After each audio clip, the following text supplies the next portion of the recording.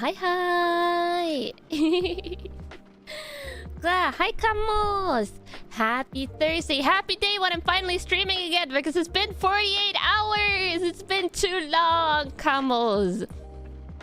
I mean, I do need my bi-weekly day off because, I don't know, sanity reasons and like doing chores and stuff. But still, every time after the day off, I'm like, stream! Stream! Stream!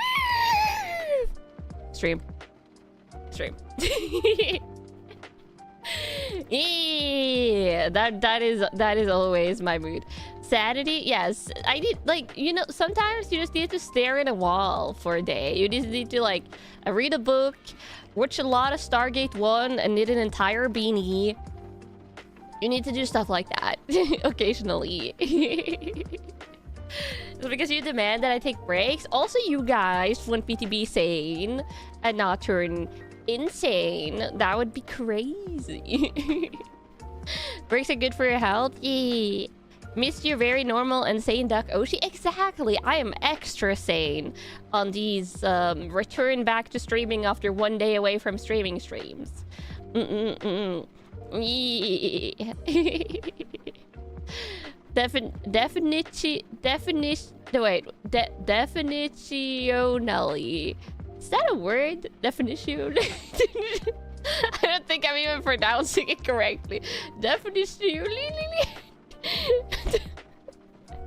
I'm sure it's fine. I'm sure. Your desk already faces a wall. My desk also faces a wall, but on that wall, or before that wall, is a screen where you guys live when I stream, which makes it more sane to stare at the wall. I guess while I'm streaming, technically, yes, I'm staring at the screen that is before the wall, and the wall is just a coincidence. Sleepy Sora, welcome back to the Camo Squad. Enjoy your Camo Squad emote and other Camo Squad perks like the member stream on Saturday. Yeah. Is there a proper pronunciation to fake words? I'm sure there are. You know, based on whatever word they're made out of. Probably. Also, konbanwa. Hi for jumping in. Today's mega chatting stream where we chat about everything that has happened the last couple of days. Some of which are funny. Some of it is literally just me having stared at my screen while Stargate SG-1 was playing, which is my current series that I'm watching. All words are fake until enough people say it. That is probably true, maybe. Yeah. Oh, you guys don't need to remind me about stuff, Camels, unless I've gone like 3 hours into stream and then not mentioned it, because I have a lot of stuff to chat about. Hello, new Victorian lady. You have no idea who I am. Are you sure about that? Are you sure about that? I feel like if you're here this early in the stream, chances are you're probably not new. You could be new today, but probably I feel like you have to be at least like 10 minutes into the stream for new people to drop in, unless it's a special event. If it's a special event, like a new hairstyle debut or a new outfit debut, or like, I don't know, any type of special event stuff, then new people can be really early. Or for the like game stuff watch along, like Gamescom on Tuesday next week. Yeah. You're new. If you have a membership, you're not new. Unless it happened like the rare thing where sometimes YouTube will give you a membership to people that you have like barely clicked on the channel on. That does happen with the gifted membership sometimes. I sometimes get gifted to like content creators where I go like, who's that? And I like clicked on their channel once or something, and then you end up with a gifted, which is really weird. Also, Thaddeus, welcome back to the Camo Squad. New stream, who this? Wait, you know who this is. You're still in the egg, so you're new. You're in the evolved egg. That's different. Yeah. YouTube can give you gifted to people you've never seen before. Oh, I think at least the people I've gotten gifted to, I have like clicked on their channel once in the past. Oh wait, Icky! Thank you for 5 gifted memberships. Let's hope there's no completely unknown combos in that, so they don't get jump scared by the gifted. But be sure to send some love if you get it. Oh, true, the raids. Yeah. You can join new channels and raids and then get gifted. I guess that's a scenario that can happen. Yeah. You need to interact with their channel at least somewhat. Yeah, maybe they've like shown up on your like recommended, or you watched a short accidentally that's like from a channel and then didn't watch anything else from the channel, and then you get it gifted. Maybe. Yeah, YouTube works in mysterious ways. Also, camels. Yesterday, I got the first completed version of my new rig for my new model update. Like, there's still a tiny, like only a tiny bit, honestly, because Yabi did such a good job. Only a tiny bit of tweaks to it. And then it's perfect. It's with my base hairstyle and like this outfit, and it's so good. It's so good. Both the art updates from Refla Mama, but also Yabi's rig, and it felt like a crime to go back to this one today. Okay, I had the new model loaded up in my VTube studio all day yesterday, and now going back to this one, I feel so desaturated not having the orange anymore, Camels. It feels real weird, I'm not gonna lie. And I long for new Kanna, but it's a month. It's a month. And now my suffering start, Camels, where I have to wait, like sitting on partially like new stuff. Second generation Kanna, it will be updated Kanna. I can join you now, you in the suffering. Hey, I'm suffering maximum, totally I'm attaining maximum suffering.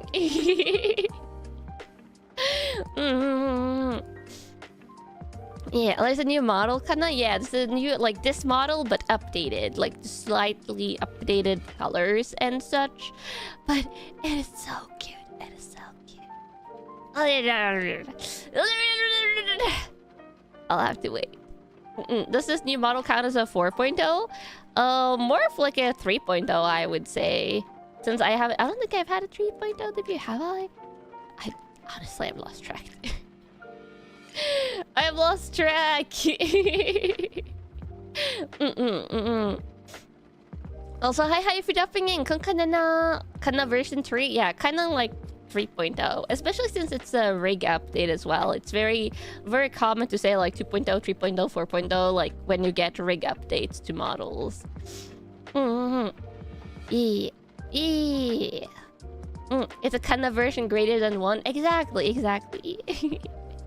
So I'm very excited. Much excited, Camels. Much amaze. You give up numbers, just go by themes. Lady Kanna or Lady Mango Kanna. I'm not turning into a mango. No. Mangoes are fruits, Camels. And if I'm a mango duck, then I'm double fruit. Or like double like fruit plus like a bird that you guys think is edible but is not. People are going to think that I'm food.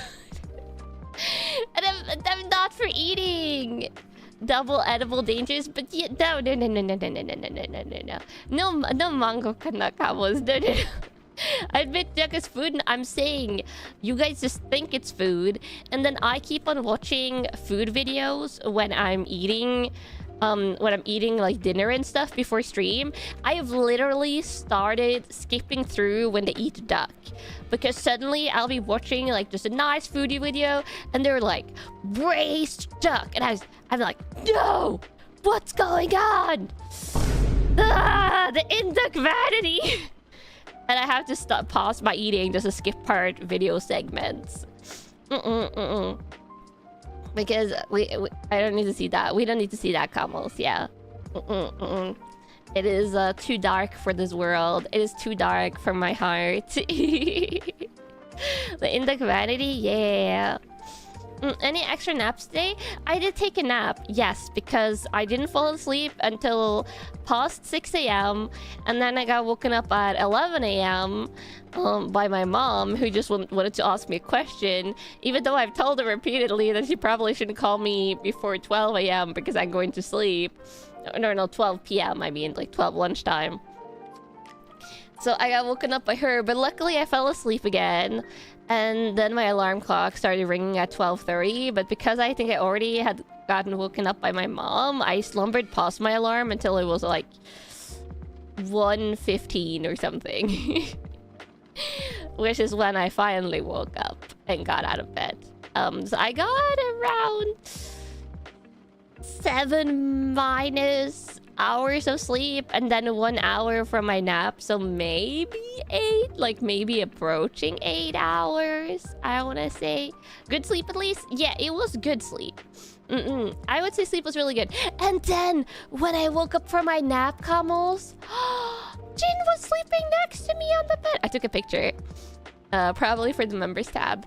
But Jin was sleeping next to me on the bed, and Tomo was sleeping on, he was sleeping on the night table? Is that what it's called? Night table? It's like a little dresser that I use as by the desk table storage thingy.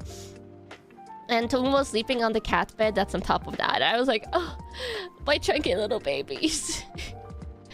Because Jin and Tomo are my, like, they're kind of like nightstand. That's it, nightstand, not night table. It's a dresser I use as a nightstand. Like a little, not a huge dresser. It's like a shorter little dresser. So it kind of is like a longer nightstand. Why is it called a nightstand? I don't know. It's where you stand your glasses or books when it's nighttime and you sleep? Question mark? Though I do put my glasses in the top drawer so the cats won't chew on it. Din and Tomo are cars? No, cats.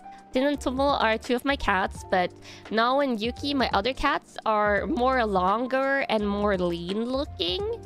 And Tomo and Jin have a shorter, like a shorter, more like outright fluffy fur. So I call them my chonky babies because they look more chonky than the other guys. Does the nightstand topple over when it's day? I mean, it better not, because it has my glasses in it and they're breakable. Not now though. Now I'm wearing them obviously, but Is this a JoJo reference, the nightstand? I'm pretty sure that nightstands predate JoJo's Bizarre Adventure. You know, I'm not a furniture historian, but just a hunch that they do predate JoJo's Bizarre Adventure.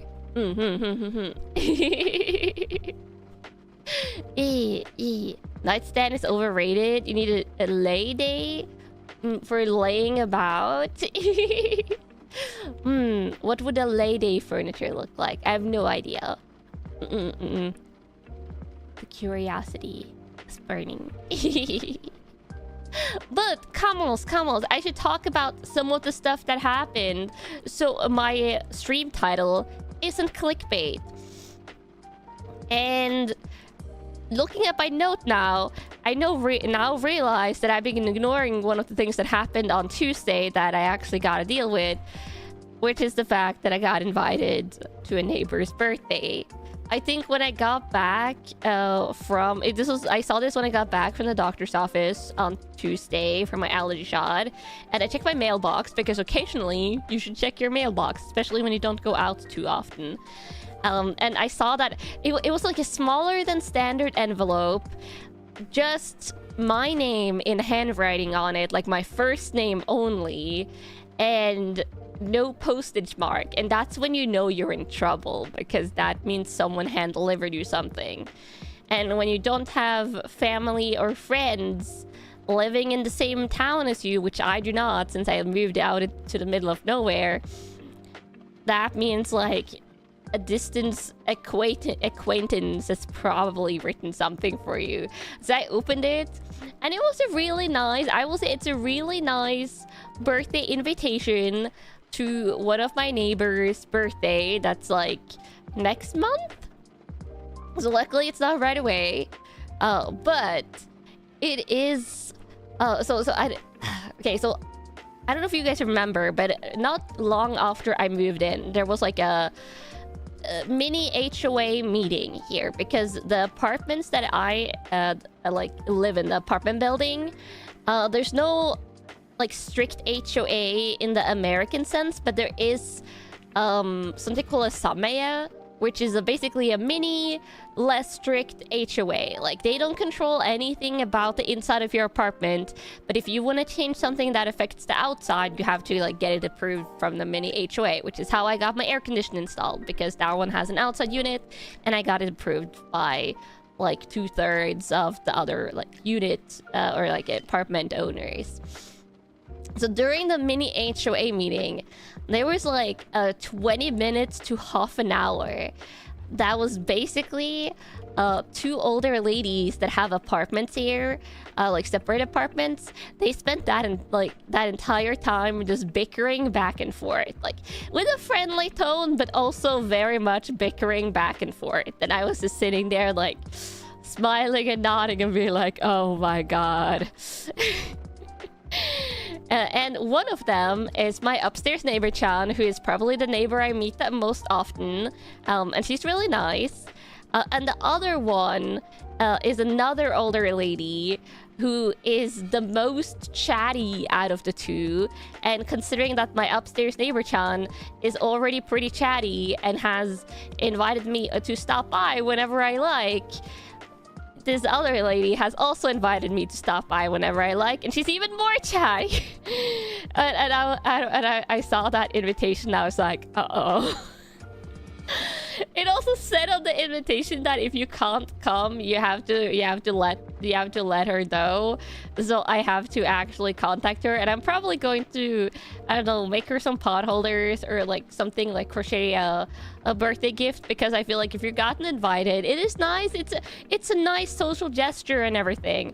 I'm just a big introvert and not really interested in becoming close friends with my neighbors. I like having good acquaintances neighbors. You know, you smile and wave in the hallways. You might talk for a couple of hours if you meet... Not hours, couple of minutes. Oh god, hours no. A couple of minutes if you meet by the mailboxes. And stuff like that. And approve each other's like outside projects that needs approval in the mini HOA, but I don't want to like become friends to where they expect me to like stop by their place like once a week or something. That would be awful. Have I thought of an excuse yet? I have a legitimate reason to also not come, even if I wanted to come. Also, even if I wanted to go to her birthday, which I do not for social battery reasons. I literally do not think I could go even if I wanted to, and that's my allergy condition. Because birthday parties and stuff like that is one of the main places where you see people wearing perfumes and like nice scented stuff. And also the food. I probably would be allergic to all of it, but it's primarily the scents and stuff that I think would freak me out. So yeah, I'm probably I think I told them a little bit that I have like a allergy condition when I got offered food during the mini HOA meeting, but I don't think I've told them the extent of it. But I gotta say something that's like nice and concise and doesn't invite like a 2-hour conversation, because that's what I'm trying to avoid in the first place. So I'm trying to think of nice ways to turn this down that doesn't lead to another invitation of like, oh, you can't stop by a party, then you could just stop by. Like, the next weekend and like hang out. So I'm trying to think of a way to say no that won't open up for further invitation, because they're the type of nice ladies that would do that. Because they're nice and social. Just say I'm allergic to humans, but I'm not allergic to humans, Gabbles. It's just, sometimes you feel like you're allergic to meaningless chit-chat and banter.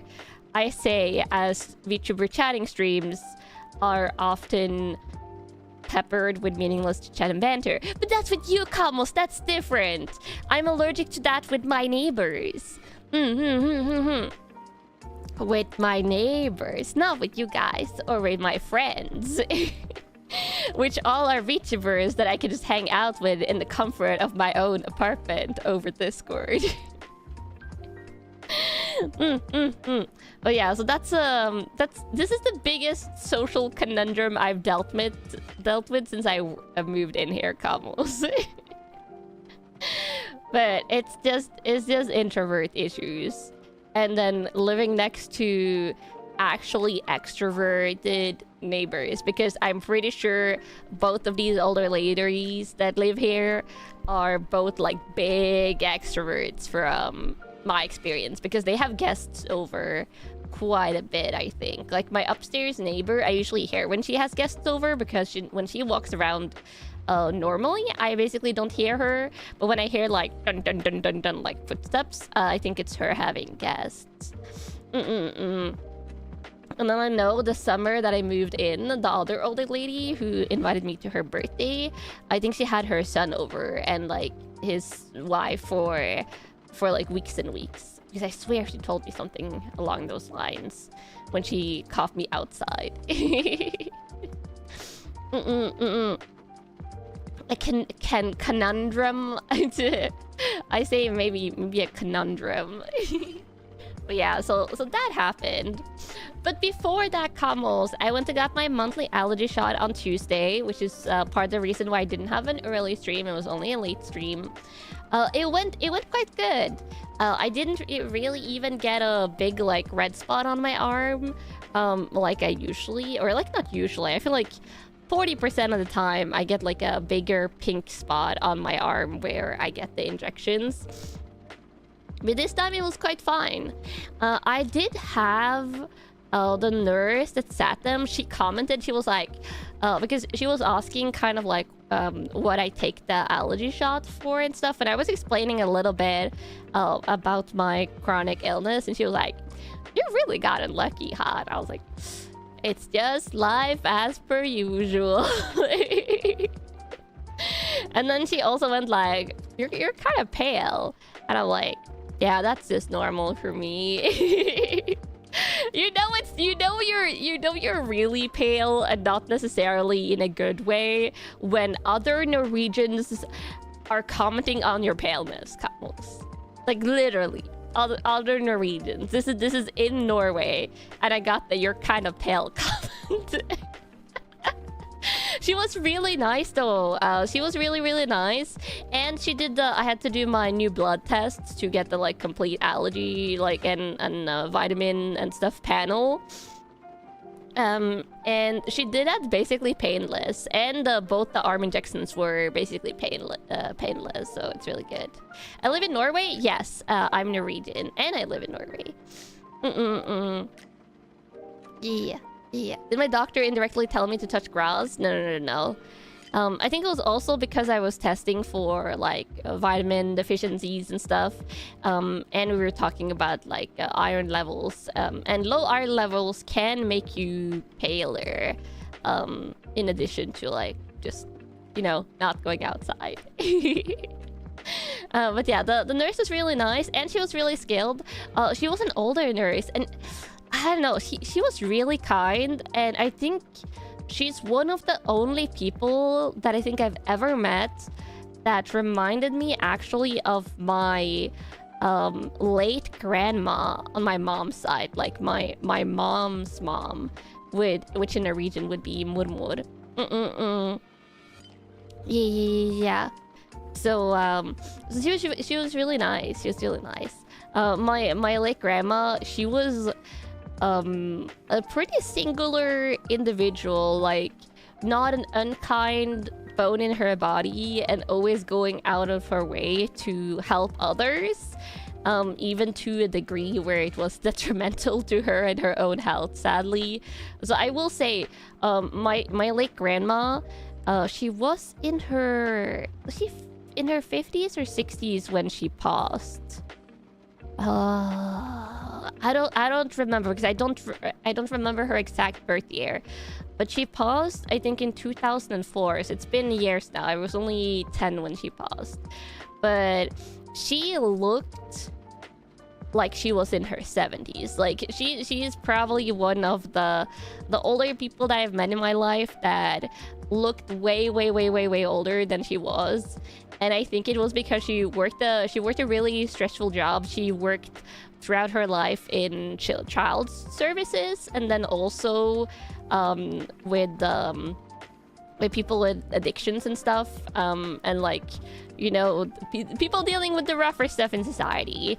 But she was super sweet, and I remember every time when me and my older sister would go and like visit her and stay the night, she was literally the sweetest lady. Though her place also was like very like old lady place. Like even at the time, it was like almost like a time capsule, like 20 years back in the past. Like it looked like almost like it was from the 80s, in the 2000s. But yeah, the nurse reminding me of her, I was like, oh, it got me thinking about her again. And she was such a nice lady. Like a lot of social services. Yeah. She worked in different social services and like child services and stuff throughout her life. And now I'm getting all feelsy. I don't know, maybe I shouldn't have talked about this, but it's rare for me to meet people that remind me of her.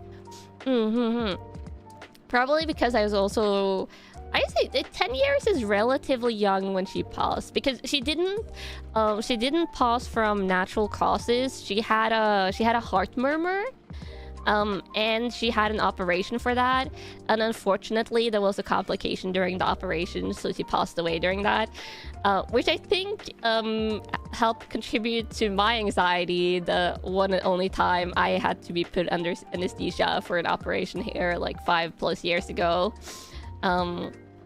Which I have told you guys about in the past, like the operation that I had, which was like a fairly uncomplicated operation, but I remember being like freaked out day off, and it was probably because one of my few like really close relatives that passed away during an operation. So, yeah. But yeah, she was really nice. She was really genuinely nice. But yeah, so my allergy shot went well, and it was a little bit funny because the nurse was nice and also had a good sense of humor. And I realized now when I was putting my next allergy shot appointment on my calendar that I have booked it for September 15th, because that is 28 days from Tuesday where I now had my appointment. And that is of course an issue because September 15th is my birthday. And when I'm having my 6-hour birthday stream, and I didn't realize when I was at the doctor's office, because usually I just like say like, oh, just book me an appointment 4 weeks from now, and I get like a text with the appointment. And yesterday when I was finally looking at the text and like putting it into my calendar, I was like, I have to call the doctor's office and get this moved. Yeah, I can move it. It doesn't hurt me if I move it a couple of days back or a couple of days forward. I'm probably going to move it a couple of days back. Because if I get it done on my birthday, then I might be like an energy-less wreck. So we can't have that, combos. Birthday celebration with half-dead duck. Yeah, I'll sit there and be like, probably not, but you know, I would like to be decently high energy, which is probably like an explosion of energy for all the birthday stuff. So I have to move that. Don't make scheduling mistakes like I do, combos. I mean, it's relatively painless to move it, but it's also annoying. And then we have the most dramatic thing that happened on Tuesday, which was when I was making my relatively late dinner. I made dinner like a little bit later than usual because I slept in after my allergy shot. I slept for 2 hours, which usually is like how long I need to sleep after an allergy shot to feel well rested. So I felt really, really good after that. But I made a mistake during dinner making on Tuesday that I can only describe as rice gate, because it was a really catastrophic rice error that was brought on by me multitasking during dinner cooking. So the way I cook my rice and chicken, for those of you that don't know, is that I pan fry my chicken. Like I don't like, not like frying, but I pan like cook it, which I guess you call pan frying. I pan fry my chicken, which, you know, that's relatively easy to keep track of. But I also make my rice in an express like multi-cooker crock pot, which is basically a pressure cooker. I brown it in the pan. Yeah. I cook it in the pan. But I make my rice in a pan-sear, you'll say. Okay, a pan-sear. But when you say pan-sear, that kind of implies you're going to finish it off in the oven, or you made it in the oven and you finish it off in the pan. But I cook it entirely in the pan. But yeah, I make rice in pressure cooker type thingies. It's similar to a rice cooker, but it can also pressure cook other things. It's not just for rice. It just has a handy rice program. So I put in rice, I put in water after washing the rice, of course. And then I put down the rice program. And it makes perfect rice, basically almost every time, unless I slightly miscalculate the water, and then the rice might be a tiny bit more watery than I want, but that's fine. Why didn't they use a rice cooker? Because they usually don't sell them here in Norway. Like, rice cookers are basically not a thing. But they do sell pressure cookers and like stuff with rice programs, which is why I got what I got. But I put that on. I washed the rice as usual. I put the rice in the rice cooker, pressure cooker. And then I put in water. I put on the program, everything as per usual. And then I was like, I'm only making rice and chicken. I wasn't making sweet potato fries on Tuesdays. I was thinking to myself, I should vacuum clean, like while dinner is cooking. And I'll just check on the chicken occasionally, because I wasn't cooking it on super high heat. I was cooking it on medium, low heat. What's the difference between that and the rice cooker? The pressure multi-cooker is more geared towards a lot of utility. Oh no. This is not wrong in the way that you might think, almost. But yeah, so I was vacuum cleaning while I was doing this, and I went and checked on my chicken a couple of times, but I was primarily vacuum cleaning. And then I saw my rice was done, because the rice program had done its beep beeps and stuff, and my chicken was, I think, basically done. And I finished vacuum cleaning, and I go, let's check my chicken, finish off the chicken. I put the chicken on low heat, and then I went to take the rice out of the pressure cooker. And that's when I saw that the little valve on top, there's a little like pressure valve that you can open and close. I looked at that and I was like, did I open this? Because that thing was open. And when the programs are on, it's supposed to be closed. And it's like a steam pressure valve. And I opened the lid, and I just looked at... It didn't smell burnt, but it smelled like the pre-stage of burnt, and it was kind of okay rice at the bottom, but like as the rice that was on top was completely dry. Because basically what I did is I forgot to close the steam valve when I turned it on. So I did everything else correctly, but the steam valve didn't close. So basically it was letting out all the steam and water gradually as it was cooking. And usually I noticed that like when you do that, you will suddenly like just hear it steam a lot. You will hear like the fizz, like that shh. sound of the steam like just going constantly, and you can just run over and like turn the steam valve over to closed. But since I was vacuum cleaning, the vacuum clean was louder than the steam being let out of the steam valve for the entire. It usually takes, I want to say 20 to 30, like 30-ish minutes, and in the underside of 30-ish minutes for the rice to finish. So for the entire time that was going on, I was vacuum cleaning. I couldn't hear anything, and by the time I finished vacuum cleaning, the rice was already finished. So I was just looking at that and being, I'm not taking a picture. No picture evidence of this can exist. So you only have my story to go off, because I refuse to take a picture. You bet I won't make this mistake again. Yeah, when I made rice yesterday, I very thoroughly looked at the steam release valve and was like, close that. I will say though, if you do this, Camels, do not start scraping dry cooked rice out of whatever you did this with, because that's real bad. You pour water in. You wait until it's cooled enough to pour water in, and you just pour water in to cover the rice. Let that sit for like literally 2 minutes, and then like take the water out again, because then the rice just like comes right off.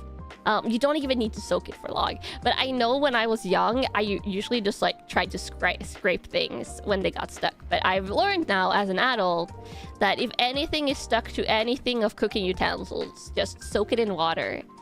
But it luckily wasn't burnt. It wasn't burnt. It was just dry cooked. So it was as if you cooked rice and then you put it in like a dehydrator to remove all the water from it. So it was a stage of cooked burning, but not burnt. But it also smelled like slightly burnt, but not really. So it's like rice crackers at that point, yeah. And then I had to do the shameful thing of cooking another portions of rice and waiting for 25 minutes while that finished, while my chicken in the meanwhile was like on the lowest heat setting in the pan. Just staying slightly warm as I was like just leaning over the kitchen counter, surfing my phone, and occasionally petting the cats as well when they came over on the floor next to where I was standing. Because I can't leave stuff on the kitchen counter, because Tumu, one of my cats, he will jump up and try and just eat stuff because he likes food too much. The Schrödinger's rice, you don't know if it's burnt or not until you open the pot. Yeah. You did this once, you reused the failed rice to make cookies. Ooh, the failed rice, that was just done, Camels. The failed rice was gone. It was gone by the time I noticed what had happened. So that's my cooking mishap. It's probably the biggest cooking mishap I think I've had since I lived at home back in junior high school.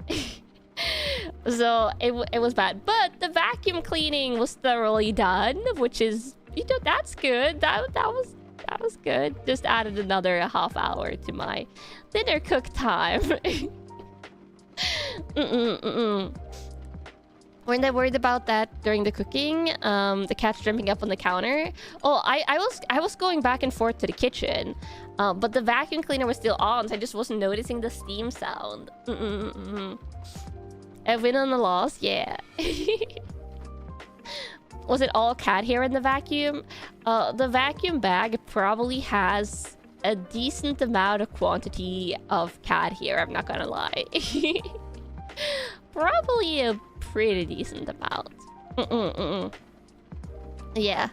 Otherwise, I've just been chilling and stuff. I've seen a lot of gaming news, so I have some gaming trailers I want us to watch together, Camels. I was a little under the weather yesterday, and perhaps a tiny bit under the weather today, but it's just like normal under the weather, like no cause for concern, but just it's part of normal life, I guess. Oh, also yesterday! Yesterday, Camels. Let me see. Where's my picture for stream folder? Pictures for folder. And thank you for the head pats. Head patty pats. Oh no, that's not my picture for stream folder. Here it is. Here it is. I found it. Yesterday, finally, on poll 62, where 70 is pity in reverse 1999, I saw the gloriousness that is the bronze color pull icon. Oh, sneeze. And immediately, when this cutscene started playing, I knew I didn't lose my 50-50, so yay! I got the limited anniversary character and did not lose my 50-50. So that was amazing. I don't know if I'll continue pulling on her banner, but I'm super happy I got her because she has chonky birds. Look at them. Look at the chonky birds. They're so cute. I love them. She basically has chonky owls, and then she has like chonky creatures and stuff. So cute, so cute. Bronze, is that a new rarity? No, it's because in reverse, the lowest tier on the pull icons is white. And then you have purple, and then you have gold. And the ones that give 6 stars, which is the highest rarity, is kind of a bronze color instead of a gold. So bronze is technically the color you want to see in reverse when you're doing pulls. Like, you don't want things to start glowing gold. That's not good. Or it's not bad, it's like the second highest rarity you can get technically, but if you play the game for a while, you basically have all the gold characters. Yeah, I got really happy when I saw her. Because I was scared of losing that 50-50. Yeah, she's very cute. I don't know if I'm pulling for the next character in the patch though, because I kind of want one character from the next patch. And I'm going to want both of the ones that are in the upcoming Greek patch. So we'll see. You thought it was gold for 6 star? No. Gold for 5 star in reverse. It's easy to think it would be 6 stars though, because in a lot of gachas, gold is the highest color. Or you have like gold and then diamond. Gold and then bronze is a little bit more rare. You're definitely pulling for Miss Stranger. Yeah, I want Miss Stranger for the story. But the problem is I wasn't going to pull for the Conduit team. And then I ended up pulling for the Conduit team, and that means I need Everecho, who is in the next patch. And I kind of like Cornerstone's designs. I kind of want to pull for her. I don't know. I have to see which team Miss Stranger is for. For Conduit heals, yeah. And I have been pretty lucky in reverse. I haven't lost many 50-50s lately. But if I suddenly lose the 50-50, then I won't have enough pulls. So we'll see. You're not sure about Miss Stranger's team either? Yeah. It's like, on one hand, you want to pull characters for their story. On another hand, you're like, do I have use for this character? Like, at all? I will say though, I got the character selector that was this patch, the character selector that was available, and I picked Barcarola from it. I should just show this to you guys, because some of you do not know reverse. Let me see. Oh, where's Steam? I need to open Steam.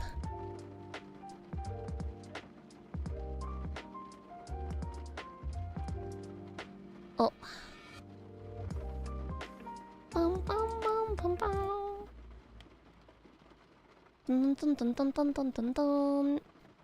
I have to open game capture. Specific window. Reverse. Today is going to be a lot of random chatting stuff, Camels. Whoop. How far along am I in the main story? I haven't played the main story for a while. I have my German scientist, of course, still here in the front page. Holds a video game competition. Well, they do these little like daily calendar thingies. This one is cute. The LCC holds a video game competition featuring its own internally developed game. Not long after starting, the researchers have already pushed out 46 necessary balancing patches. Wow, that's too real, Carlos. That's too real. Have you seen Enigma's upcoming outfit? I have. Oh, free pool currency. And get those daily right now.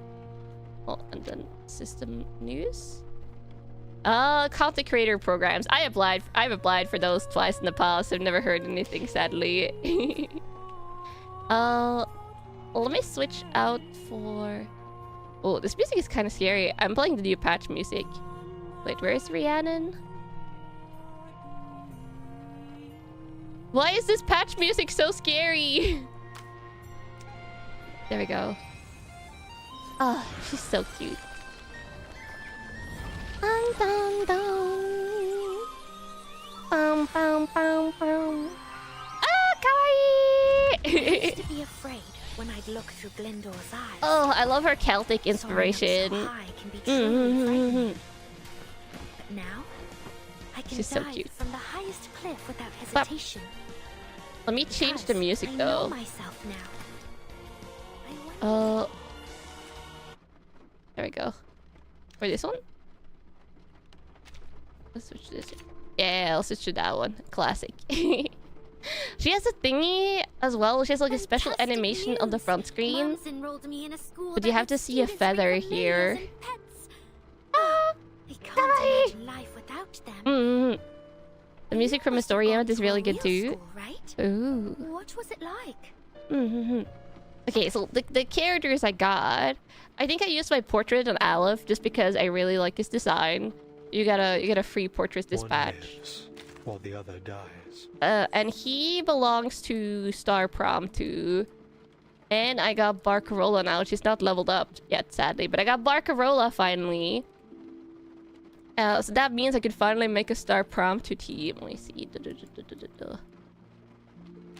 I guess I could just go show this in the research stage. I wish you could see the team somewhere else, but I don't know where you can. But these are basically my teams now. I was contemplating Nautica's new outfit, but I don't know. I haven't made up my mind yet because I really like her basic one, and her basic one has slightly like ice/Norwegian vibes because Nautica is supposed to be Norwegian, so I don't really want to change this one much. But this is the Star Prompter team now because I have Barcarola, I have Aleph, I have Capernia, and then Rhiannon can take the final slot here, so she actually finishes out the team for me because this limited character now, she's a general support, like a really good one, so she can fit into basically any team archetype if you're missing like the support slot. Yeah. But these are my teams now. I've given them names. I have what I called Aura Dynamo. I wanted to call this Spirit Dynamo because it has Karen on it. And God, what's her name again? Oh. I forget. Corvus. It has my lovely lady Corvus, and she's more of like a spirit character than anything like tech related. So I have Aura Dynamo and then Tech Dynamo. Oh, didn't Dynamo, not Dynamo. I've always said Dynamo, so that's what it's called in my... Oh no, this I've written Dynamo. It's fine, Kamos, don't worry about it. There's no typos. If your brain autocorrects a typo every time you see it, Kamos, then the typo doesn't exist. Yeah. Wait, I have Aura Dynamo, I have Tech Dynamo. I know for some of these Dynamo teams, you don't want to have Ulrich on them necessarily. But Ulrich is staying on my Dynamo team because him and Enigma has to be together and bicker like an old married couple. If not, then Dynamo doesn't exist. Then I have Lingering Glow completed. I have Plant Prom 2. Which technically Capernia is on both Plant Prom 2 and the regular Star Prom 2. But she's just really good. Then I have my blood exclamation mark team. It's blood tight, but I think blood exclamation mark sounds more dramatic. And then just poison for my poison girlies. And Marsha is on 2 of these teams. She's on Lingering Glow and she's also in poison, because poison's regular support character isn't good enough for the teams anymore. I hope they get a better plant healer. And then we have Star Prompter, which is a new one. And then we have Conduit, where there's also Marsha. Marsha is everywhere. This is where I need the healer from the next patch. Why not poison exclamation mark? I can make it poison exclamation mark. Or actually, poison is like that symbol, because it has a lot of ladies. Like, look at this. Lady, slight gremlin lady. But it's all the elegant ladies. And then like the slight like gremlin girl that is also a detective. And that is not me! But if I were Mexican, and then also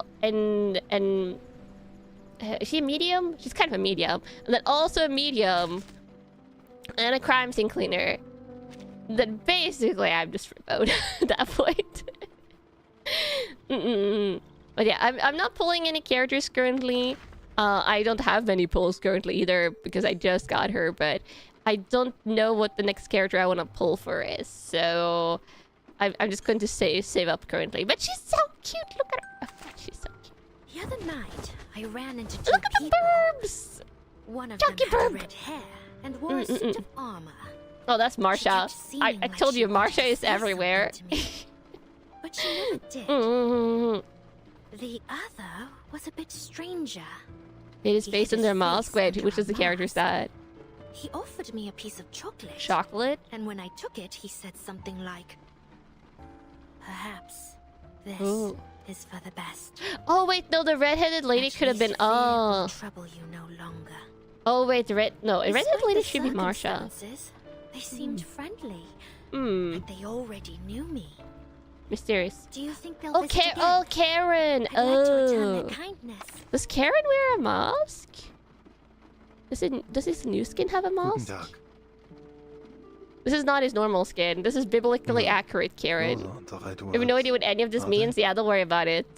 It's just he was talking. This doesn't count as a mask, does it? Oh, he has like a veil. This is not a mask now. It's a veil. It's like a hood. If anything, it's a hood. I know he's in biblical accurate form now for me forever. There we go. Now it's just a little side thingy. So I got Rhiannon is what I'm saying, and I got Star Prompter team now, which I wanted for a while because Impromptu is one of my favorite archetypes in reverse. Yeah. Yeah. Maybe she was saying it metaphorically. I don't think she's the type to talk in metaphors. Rhiannon seems like a very straightforward type of character. Appreciate being able to put faces to the names. Yeah. When I go on like larger reverse like tangent, I should just bring up the game so you guys can actually see what I'm talking about. Also, it's a little bit hot. Let me put on my air conditioner, I think. Yeah. Oh, it is a little bit hot. There we go. Not like hot, but at the same time, I was starting to like slightly get a little bit clammy.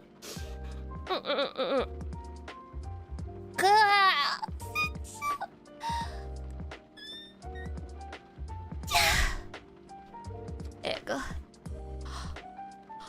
Oh, water. You lost your watch streak again? Oh, big hepats.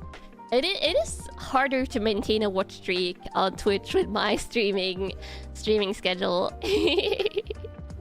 Oh,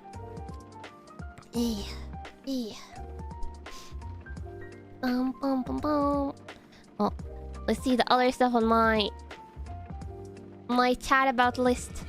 Oh, Oh yeah, I made some cute little chains yesterday for ASMR, like some plastic chains, and they're so pleasant sounding camels. If you want to see what they look like, I posted a picture on Patreon, but you'll probably see them on Handcam ASMR in the future. But for now, I posted a picture on Patreon for it.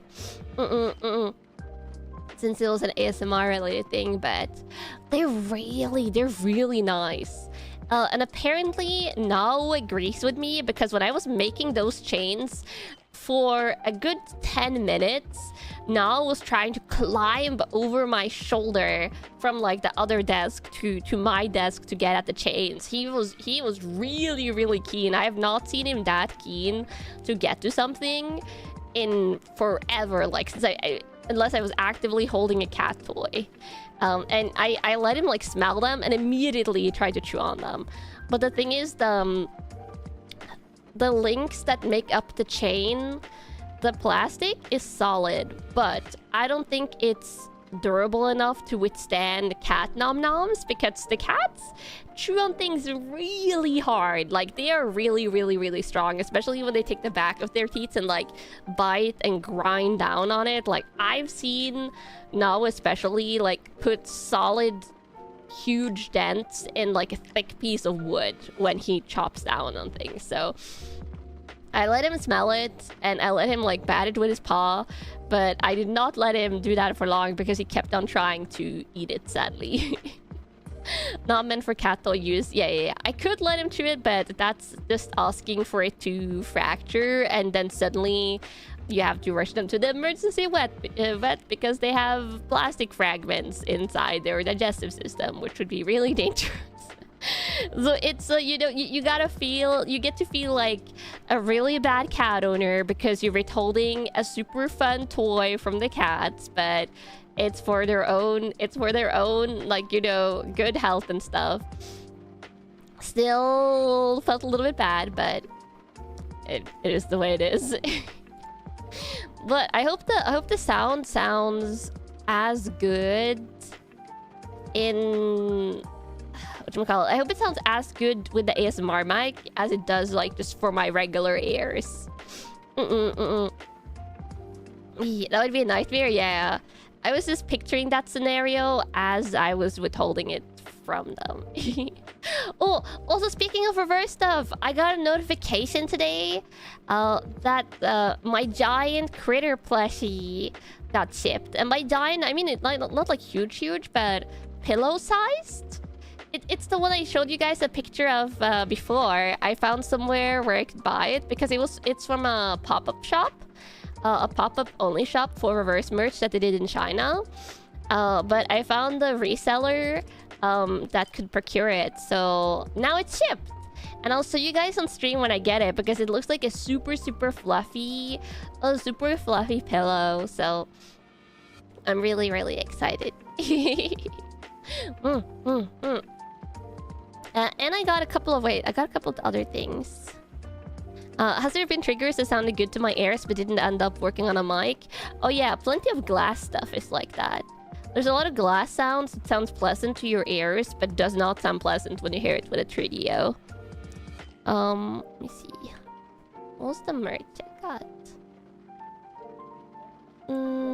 I got the critter pillow, but I think I got a couple of other thingies. Let me see. Yeah. Oh, here we go. Oh, I got a couple. Oh, I got the Matilda crossbody bag. That's what I got. I got the Matilda crossbody bag, the Matilda badge, and the Matilda storage box. From the same pop-up cafe. Which is obviously a lot of Matilda merch, but that's because Matilda is one of my favorite characters, and out of the characters that was in the pop-up store, Matilda is the one I like the best. They also had Vertin, which is the player character, and the thing is, I like Vertin as a player character, but she's like, if I had to rank all the characters and like how much I like them in reverse, Vertin would be around like middle of the pack for me because they have so many great characters. Matilda is high up there though because Matilda is a duck and she's very sassy. And I like her. So I'll show you guys that when I get it. I'm really excited. I'm also realizing that if I were to wear the Matilda crossbody bag out in public, like if let's say I could go to like a VTuber convention or something like that in the future. I don't think I can ever, but if I wore that, I don't think there's many other people than me that would wear a Matilda head chibi bag out to like represent Reverse 99 on like conventions in the, I don't know, Europe or something. I want to wear it in public though. It's like walking around with a call duck eat a bag. Yeah, exactly. It's like if I walk around with a Kanna merch bag or something like that. It's the double-edged swords of like having your own merch and wanting to wear it, but being like, well, if you wear your own VTuber merch and then you, I don't know, open your mouth and talk once in public where there happened to be like Kamo in the vicinity, I feel like my voice would be really easy to pick out because this is just my voice.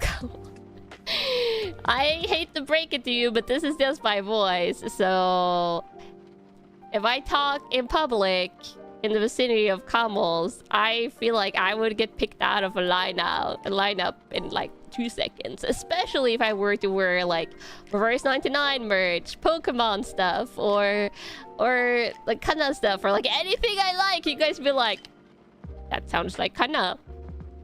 That is things Kanna likes. Oh, it's the That's the way it is. But I'll get to have cute stuff to have around my apartment. And I could probably use it for ASMR. That is my constellation thingy. If I get like a fluffy thingy or like just a little cute thingy, then at least it also makes for good ASMR triggers. You'll probably see the Matilda bag on ASMR in the future.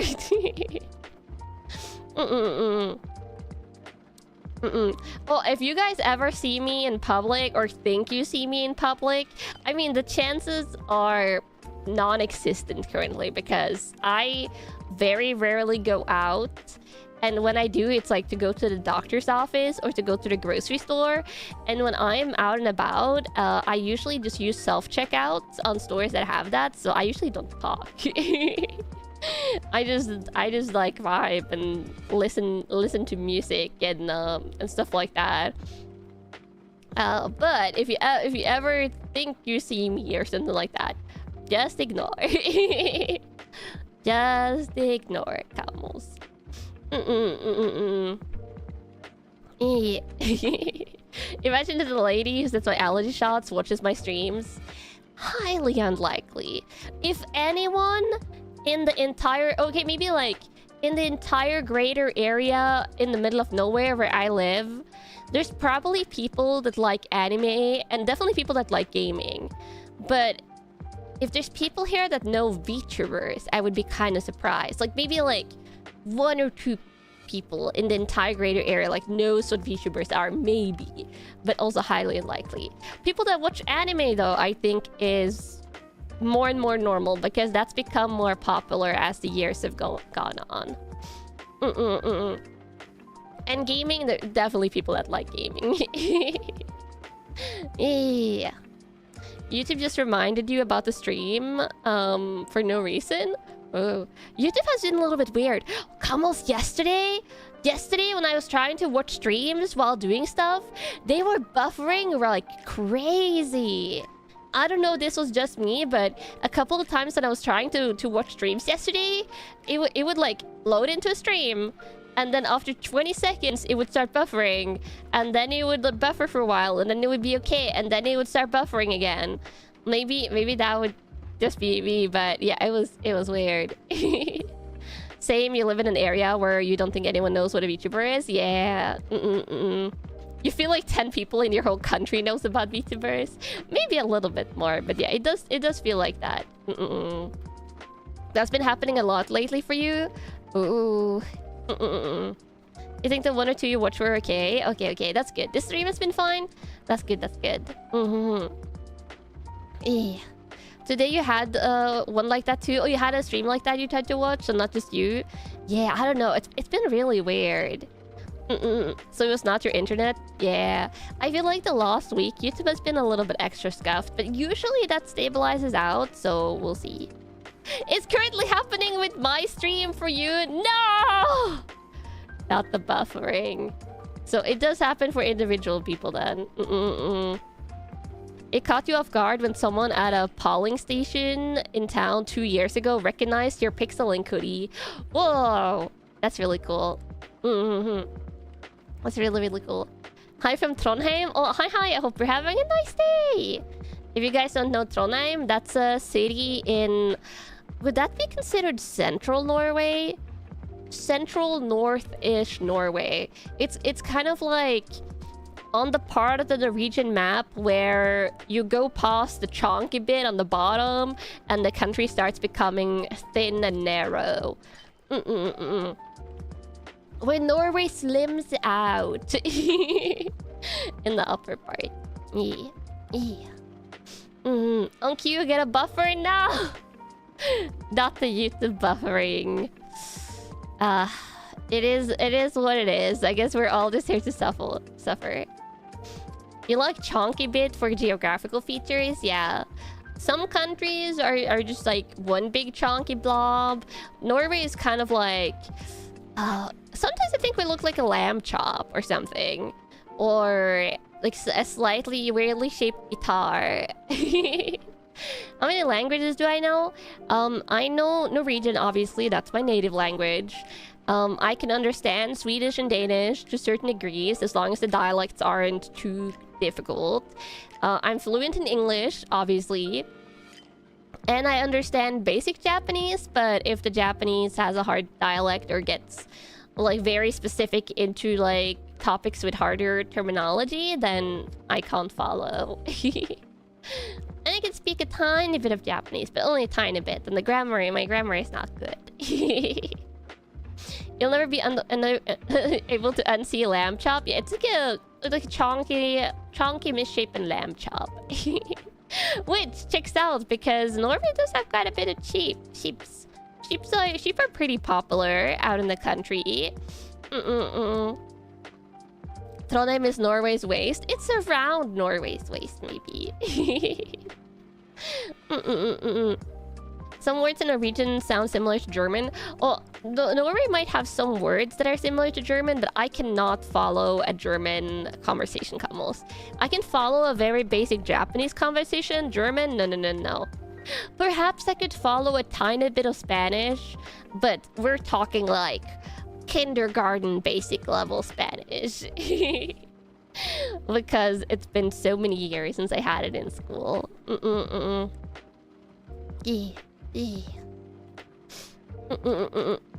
Which is worse, Danish or German? Oh, I can understand Danish quite well. German? No. German is very difficult. And very different. Dora the Explorer level? I've actually never watched Dora the Explorer. I was too old for that when that came out.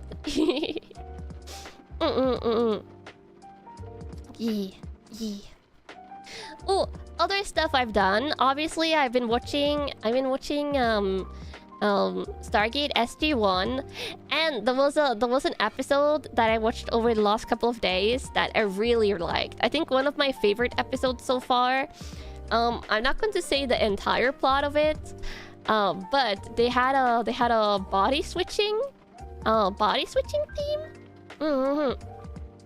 And Jack and Teal'c, two of the main characters with very opposite personalities, switched bodies, and I gotta say that was a spectacular actor performance.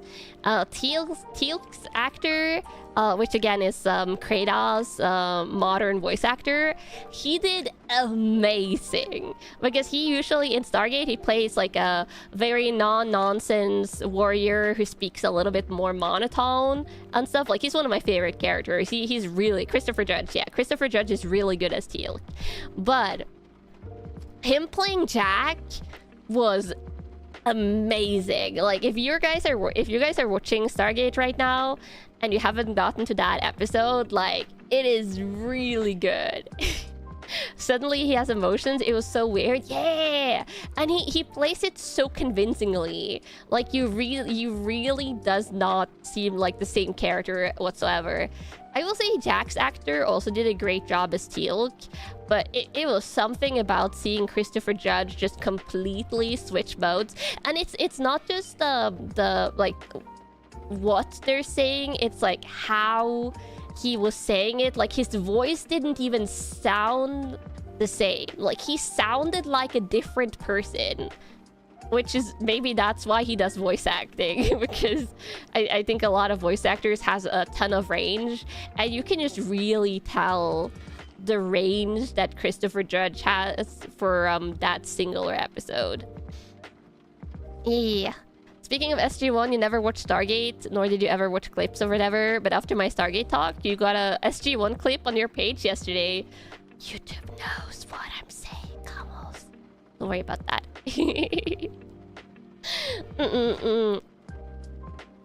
Yeah.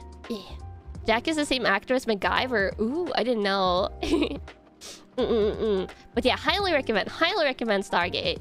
It is on Netflix, I think, for a lot of countries. If you have Netflix, go watch it, Combos. You get so many reverse 1999 ads now. The algorithm sees all. Wow, I guess I'm changing your YouTube recommended. I'm sorry, Combos. But the good thing is I talk about so much random stuff that YouTube isn't going to know quite what to recommend you, Combos. Especially for some of the stuff that we're going to be talking about now afterwards, which is some game trailers that have come out. Yeah. But yeah, I'm having a great time with SG-1. It's just so fun. It's just really, really fun. And then at times dramatic. One of the recent episodes also almost made me cry, but... Your Twitter feed is full of actual call ducks from Japan now. Call ducks! So cute. My Twitter feed is full of too many cute things, Gamos. Also, where I get a lot of my gaming news is Twitter as well. Which is how I saw that apparently a bunch of Grand Theft Auto 6 stuff has started leaking now. Like people have been posting videos and things. And then people started freaking out that cars need fuel. And that was how I found out that in Grand Theft Auto, apparently cars didn't need fuel before. And now apparently they're going to need fuel, and people are heavily discussing. You heard about that? Yeah. I was like, cars needing fuel? This is crisis mode, clearly. It was just one person leaking things so far about a year-old build of the game. Yeah, I mean, obviously things have probably changed, but I just thought it was really funny that is the thing that people are discussing now, is the car fuel situation. Which, you know, actually with today's fuel prices, that's understandable. There was a mod for it back in the day for Vice City. Oh, I see. Am I going to solve the leaker mystery? No. That is always going to be a thing sometimes with games, that sometimes things will leak. Hopefully things doesn't leak, but sometimes it does. I think the only other game you played with fuel mechanics was Days Gone. Yeah, to be fair, there's not often fuel mechanics in games. Durability mechanics is pretty common, but fuel, I guess not. Imagine having Mario Kart and then having fuel, so you have to make pit stop for fuel during the courses. If that started happening, people would be like, what? Oh no, nightmare. Yeah. that is some crazy stuff. Also, Camels, wait, let me see. I think did I take a screenshot yesterday? I'll check something.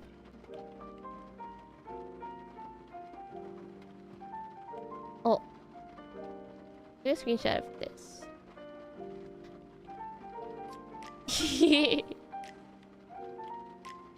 I thought I took a screenshot of me making a funny face yesterday, but I guess I didn't.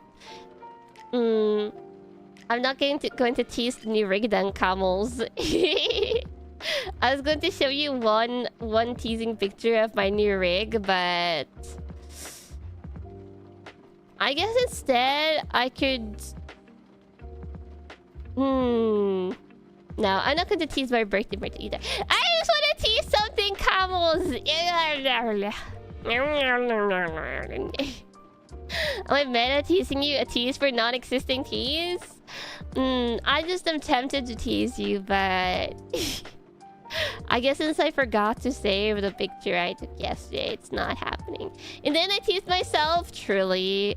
I am the one that's suffering the most there, Camels, because I know what things look like, and you don't. And then I have to keep it quiet for another month. Lord, wait, how many days is it now? 7, 14... 21, 22, 23, 24, 25. 25 days until you can see the new rig. And then 26 days until you can see the birthday merch. Oh, Kuro raid. Hi, welcome raiders. I hope you had a nice stream. And thank you for the raid. And welcome in. Yeah, just chatting today. Also drinking water, so I can have voice durability for chit-chatting.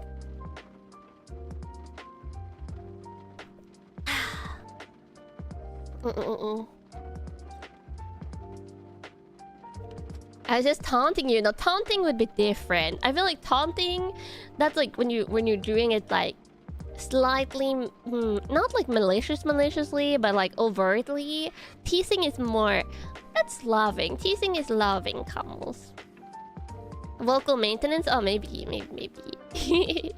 1v1 me, Camel? Yeah, it's like you do in fighting games, you just taunt. Fighting games is taunts. Oh, also Camels. I read a gaming news. I read a gaming news article in depth yesterday that was both depressive and hilarious. And it's hilarious for reasons that it was extremely predictable, and then depressing for the implications of a game that I wanted to play. Star Citizen. Oh, I saw that. I saw the Star Citizen stuff as well. If you didn't know that, I didn't really know much about the Star Citizen game, but I saw the that they had a disastrous live stream. I didn't even watch the Star Citizen live stream, but I saw like not clips, but like screenshots from it. Like I saw people's like that like took pictures and like posted on Twitter. And in the pictures, the people that was on that stream looked so uncomfortable. Like you could see it in their faces, like the just cringiness of it all. And I was like, yeah, I can imagine the stream was something, all right. Your hair is bad. Yeah, that's like all the comments I saw was like, I can't believe this was streamed. This just happened. Like, what universe are we living in? But the article that I was reading about was the Horizon Zero Dawn devs, which I think is something Guerrilla Studio. Oh my god, I don't remember the studio name, but it's the studio behind Horizon Zero Dawn, which obviously is an amazing game, and then Horizon Forbidden West, which I really enjoyed, and Guerrilla Games. Oh, is it just Guerrilla Games? Yeah. There was a Bloomberg article by Jason Schreier. Is it Schreier? Is that how you say his name? Did an article about the studio and what you're working on right now, and I think we talked about this once in the past when there was like a game trailer or something from this, because they've been working on multiplayer, which is obviously always what we want from these studios that specializes in great single player games. Then the people want multiplayer live service, totally.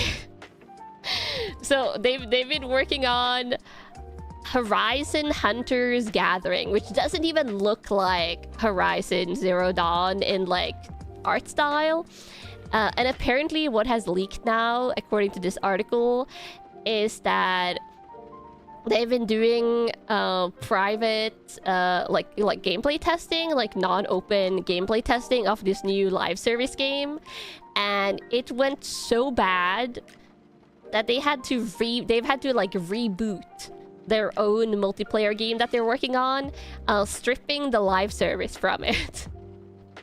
They're stripping the live service from it, and they're remaking it as a co-op multiplayer with a smaller scope and story. But apparently they have until December, or like through December, to like convince their own executives that it's good. If not, that is probably completely dead.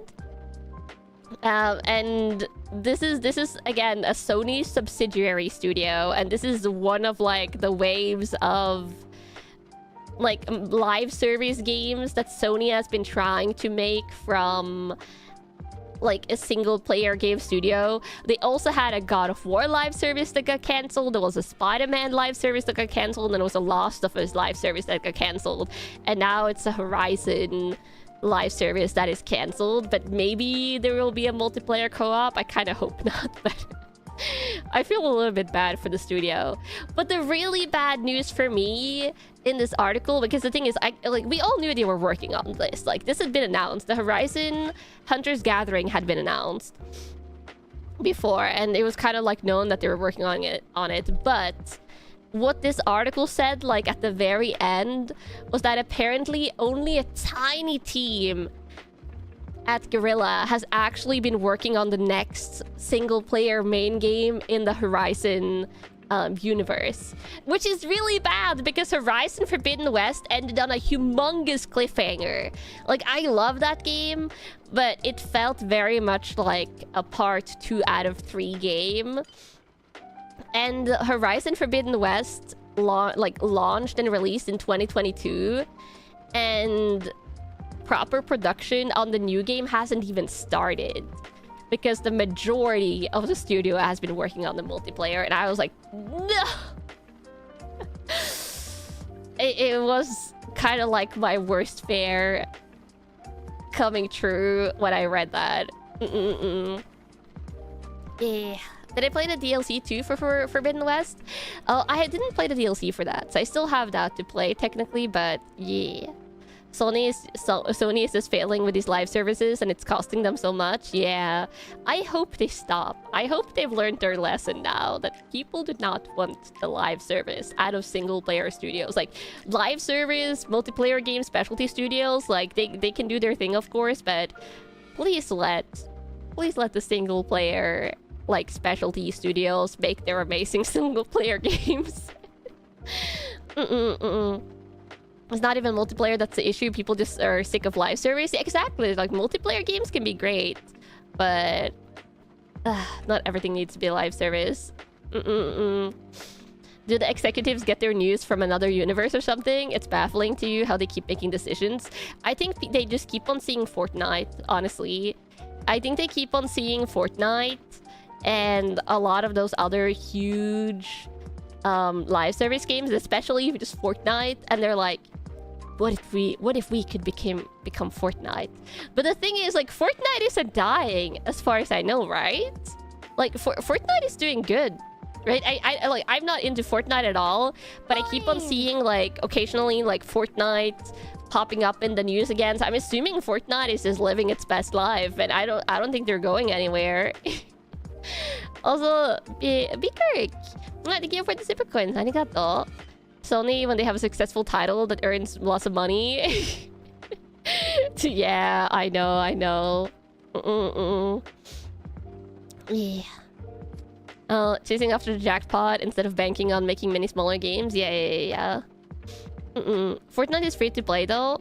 They do so many collabs though. Also, Cosmic Speed. Welcome back to the Combo Squad. Lower Deck Detective Lady, do you have any thoughts on Avengers Doomsday? I've only watched the most recent trailer, and it looks amazing. I will admit, I was probably one of the people that was a little bit more skeptical about having Robert Downey Jr. play Doctor Doom after he already played Tony Stark, but he was doing an amazing job in the newest trailer. So if he delivers that performance in the movie, then I'm actually really excited. You think Fortnite's in the red, but that was a long time ago? Interesting, interesting. A lot of live service is free to play. The monetization is how they make their money. MTX. Have you seen the Wolverine gameplay? I kind of lost a lot of interest in Wolverine after we watched that one trailer on stream combos that showed Jean Grey, and I just knew if they don't go with the Wolverine Jean Grey romance in the game, I will be very surprised at this point.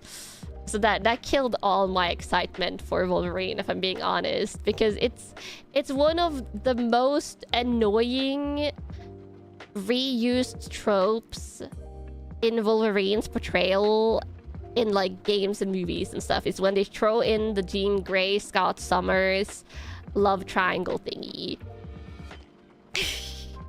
So yes, that helped clear up my streaming schedule a little bit for September, me not playing Wolverine. Lots of people are complaining about the potential Wolverine Jean Grey romance, yeah. Oh, MTX does stand for microtransactions. Ah, good, good. That's what I thought. But yeah, I can't... I don't understand why they threw her in there. There's so many other characters that are interesting that they could pit him up against. But of course they had to be like, oh, the romance, the drama.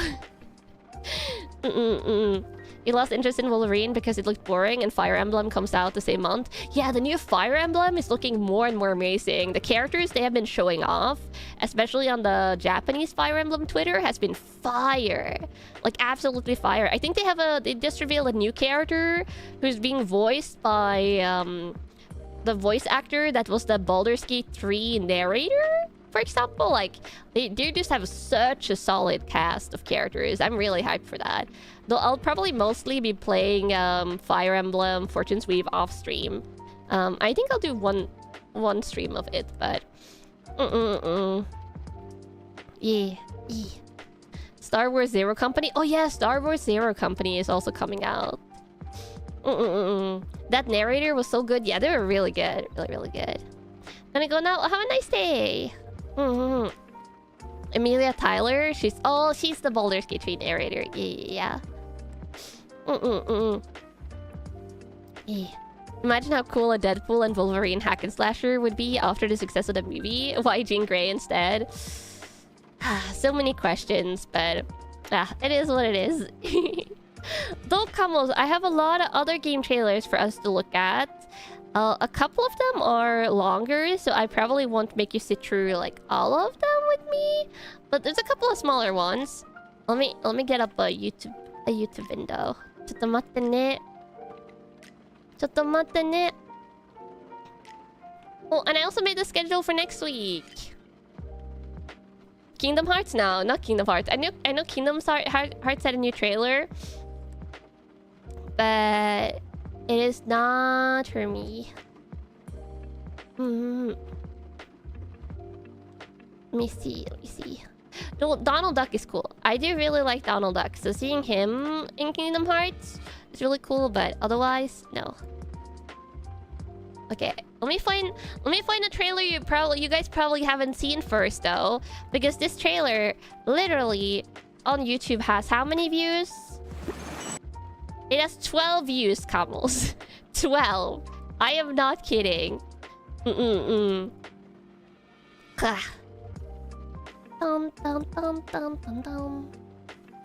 the window look bigger. There we go. Wow, yeah, that is not a lot. I think they're probably promoting the trailer more on Twitter, I'm assuming. A whole 12? Yeah, it's double-digit views, Kamala. It's not even triple digits. I am one of those 12 views because I watched it earlier. Also, let me turn down the audio a tiny bit. There we go. Oh, I need a window capture. Oh, wait, I need to do... I did this first. There we go. Window capture. This thingy. Guess this thingy. And then... I need to resize it. So you guys don't have to see anything else other than the actual trailer. Here we go. It's basically a Kanna exclusive. Yeah, I bring you the game news, Camels, and sometimes it's really obscure game news. And this is a game that I played on stream before. It's getting free DLC! And I love the words free and also the words DLC when they appear together. There we go. Oh, even lower. Look at this! Look at that, Camels! It's Whisper of the House! It's the cute little pixel organization decorating game that I played on stream before. The one I completed. And it's getting free summer theme DLC. Is it not so cute? This one is so charming. What is a little bird picture? A little decorating. Look at these new houses. They're amazing. A little museum house. A little poolside place. Like futuristic retro. Barbecue party. You make barbecue.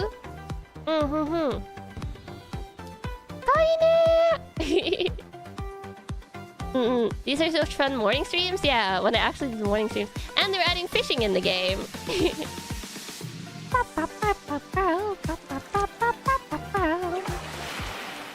Yeah, it's dropping next week. I don't know if I'll play it next week because I saw this earlier today, and I made my schedule last night. But maybe the week after, I'll do a stream and play these levels because this game is super fun. It's one of my one of the funnest organization games I played because they have so many cute secrets, and the pixel art is lovely. Also, Ravioli, welcome back to the Kamo Squad. I'm having a good day. Yeah. Oh yes. Also, there was I don't know if you guys saw this, but oh wait, where is the thing where you skip through it very slow? Look at this, a flamingo and a duck floaty. It's super cute. But yeah, this is Whispers of the House, which, if you guys haven't already played it, if you want like a cute, chill, relaxation game, this is really nice. This one is really cozy and really nice. And super chill, and the music is very cute. And it's their first anniversary, so yeah, gotta appreciate when they celebrate with free DLC. So that was the trailer I saw. Let me find one of the other. Oh, I don't have the trailer for this, but because it's a little bit gruesome and I'm not going to play the game. But it got announced that the new what's it called? Hellraiser, which is a horrifying horror series. They're making a game, and that one is apparently also coming out on the Nintendo Switch 2. And I was like, wow, it's really apparent that Nintendo Switch is not just like a kid's console anymore. If they literally are releasing Hellraiser on it, you gotta be careful of what your kids purchase in the online e-store. Do not give kids free range on purchasing things, is what I'm hearing. Yeah. We should add that to the watch-along list. No. I read a summary of one of the Hellraiser movies after the game got announced, just out of curiosity. And immediately after reading that, I was thinking to myself, I want to rewind time before I read this, because now that lives in my brain, and there's certain things that when you read it you can't unread it, like me reading a summary of Hereditary and Midsummer to see why people were talking about this movie so much, and those descriptions also live rent-free in my brain. And yeah, no, horror movie stuff is terrifying. Sometimes even the summary parts is just terrifying. What are some examples? No, I am not recounting things, Kamos. Do not read the descriptions of Hellraiser.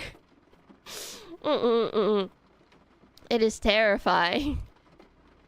Okay, let me see. I have a couple... Oh, another trailer that I don't have here. Subnautica 2 is getting a buddy system update, or it just got one. And they're adding voice proximity chat. which means I kind of want to start a new playthrough and find some other VTubers that want to play it with me. But I want to wait until the new Subnautica update is out. But they're adding a really cool sounding voice proximity chat into the game, so I'm really excited for that. And then I have a trailer that I need some of you guys to explain to me. I need you guys to explain the scope of this trailer for me, Camels. I guess this trailer also, yeah, intense violence, blood and gore. Honestly, I don't think the blood and gore in this franchise is that bad. I guess mostly it's not human blood. I need you guys to explain this to me. Obviously rated M for mature. Your next galactic getaway with Super Earth Escapes. Super Earth Escapes. I didn't know that Super Earth employees. Oh wait. I didn't know that Super Earth employees got vacations. But they look lovely. Won't be around for long. So, yeah, also, is this how limited is this? This is what I want to know. This is how divers. Super Earth Escapes. Liberate your next vacation. Yeah. Package deals are CTOL protected. Protection does not cover injury, Do involuntary not cover mutation, injury, mutation, or or death. Evacuation not included. Also, you don't get evacuation. Which is kind of sad. But how long does this last, Cobbles? Because I want to play the update, but if it's only this week and next week, that's too short of a time to plan a collab. But yeah, I tried looking it up online. I was searching through the update logs, and this trailer says it's limited, but it does like how limited are we talking here? Like I think it said like, also what is this guy? I don't know. Mystery. C4. C4. Earth Escapes. C4. Liberate your next vacation. Surprised it doesn't have dates. Yeah. CTOL protected. Protection does not. It seems like a seasonal event, but I Heritage status. Uncover its forgotten don't past with our local know. thief Oh, guide. well, here we Be go. around for It says 5 days until planetary liberation, which means I'm guessing it starts in 5 days, but it doesn't say how long it lasts, so I kind of wanted this major order ends in 1 week and 15 hours. Oh, so it's only lasts for another. Wait, does it not start until 5 days and then it only lasts for 1 day? Because this trailer was like hours ago. And it says 5 days. It's already open. You can dive into the void already. Oh, okay. So it lasts for 1 week. Oh, okay. That's really sad. This is the one thing I hate about Helldivers when they have these cool team updates is they tell you about them and then they only last for a really short while and then they're over. So you can't really plan any collabs for them. This is my only gripe with... It's not just Helldivers that do it. It's a couple of other game types as well that do this. And it's always fun to play games when team stuff and events is going on, right? But it's so hard to plan for it because you can't really... I mean, you could maybe plan a collab in like less than a week, but then usually everyone has to throw something off their schedules and stuff. Month-long events would be better, yeah, or at least an event where they give you a little bit of heads up would be nice. But this update looked really cool, so I guess for those of you that aren't VTubers and like doesn't need to plan collabs to play this type of game, it's out now. I just wish I could play it. Oh, and then this one I got to know about before I went to bed because Akamo sent me a Maro about it. Immediately after that, I started seeing it around on YouTube and on Twitter. But I will say, whoever sent me this Maro, you were the first one who got to me about this trailer, and this is the new Black Myth. I didn't watch this last night, but I skipped through the end of it to see. Oh, also, I think it's in another resolution than normal because the YouTube window is smaller.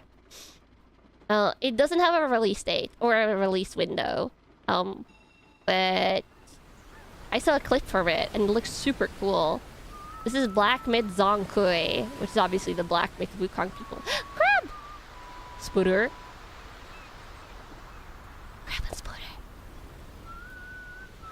and whistling. Woo! The resolution was super wonky. Yeah, I think they... Oh, wait, it's like also really widescreen. Where are they shooting this trailer in? Wait, let me resize this, Camels. Okay, the height is normal, but the width is wider than usual, and it's like super widescreen. It's this is literally the resolution of the video. The video doesn't have you playing as Zankui. I mean, I guess it depends on what the story of the game is. 21.9. I think it must be 21.9. I love the environment though. The environment is looking nice and cold. Kind of fall-like, which we're going into fall now. It's great. You better be able to crawl over some rocks in the game. That was one of my biggest gripes with Black Myth Wukong, is that a couple of places there were just like tiny rocks and the game was... Yeah, you can't go here. Whoa. What's that? Is that a creature? Oh. Stones. And an old guy.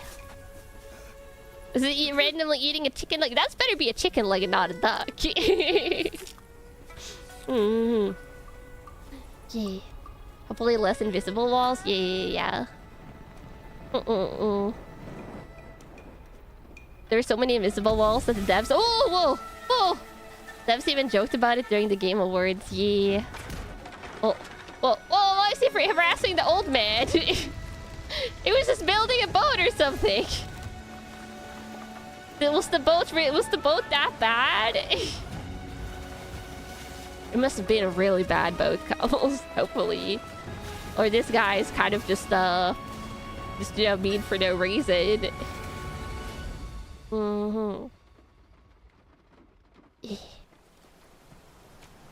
he explode a burb in there? I mean, they did eat a chicken at some point. Oh, he's carrying the old guy now. I guess he doesn't hate him completely.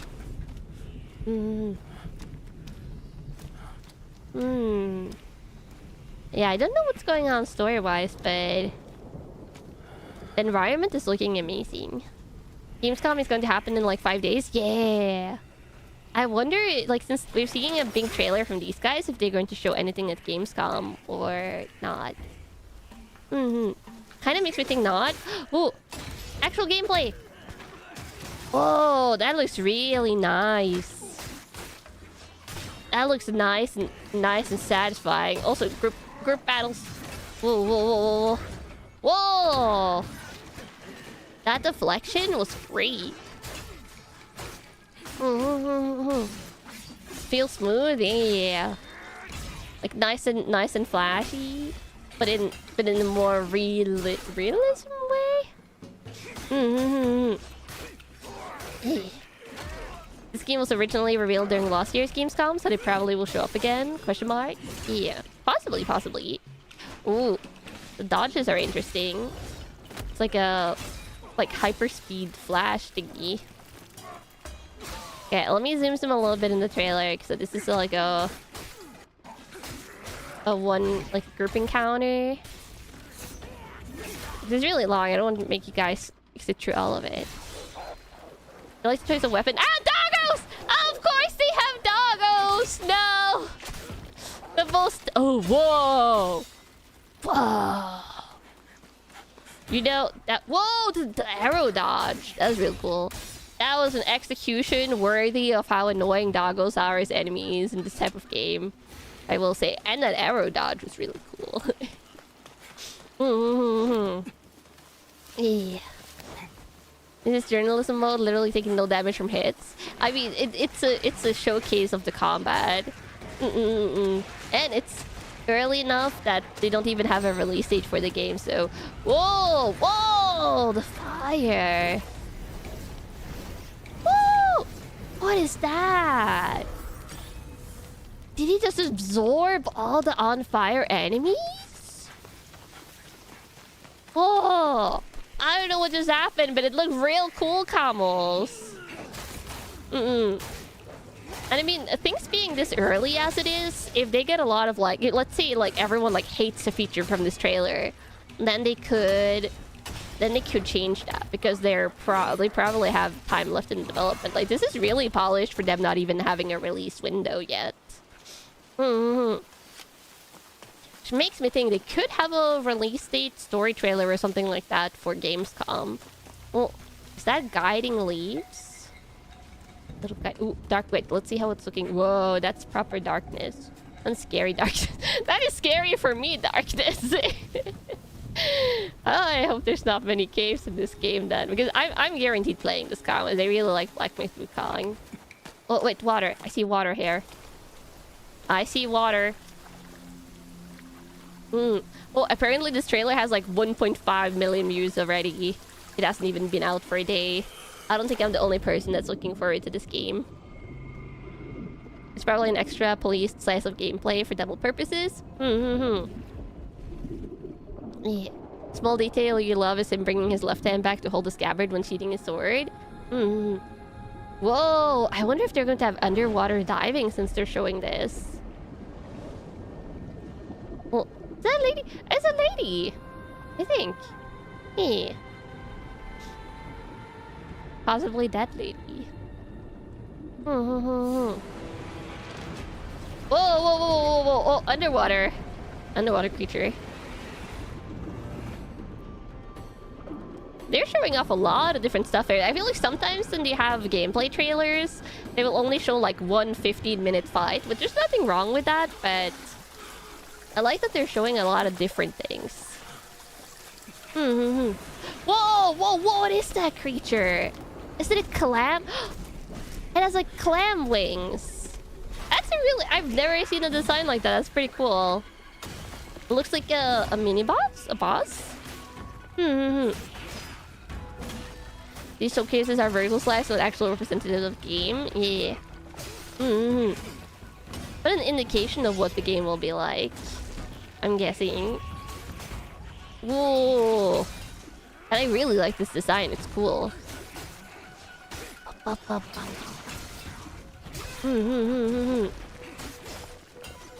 Yeah, let's see. This fight is going to go for... Whoa!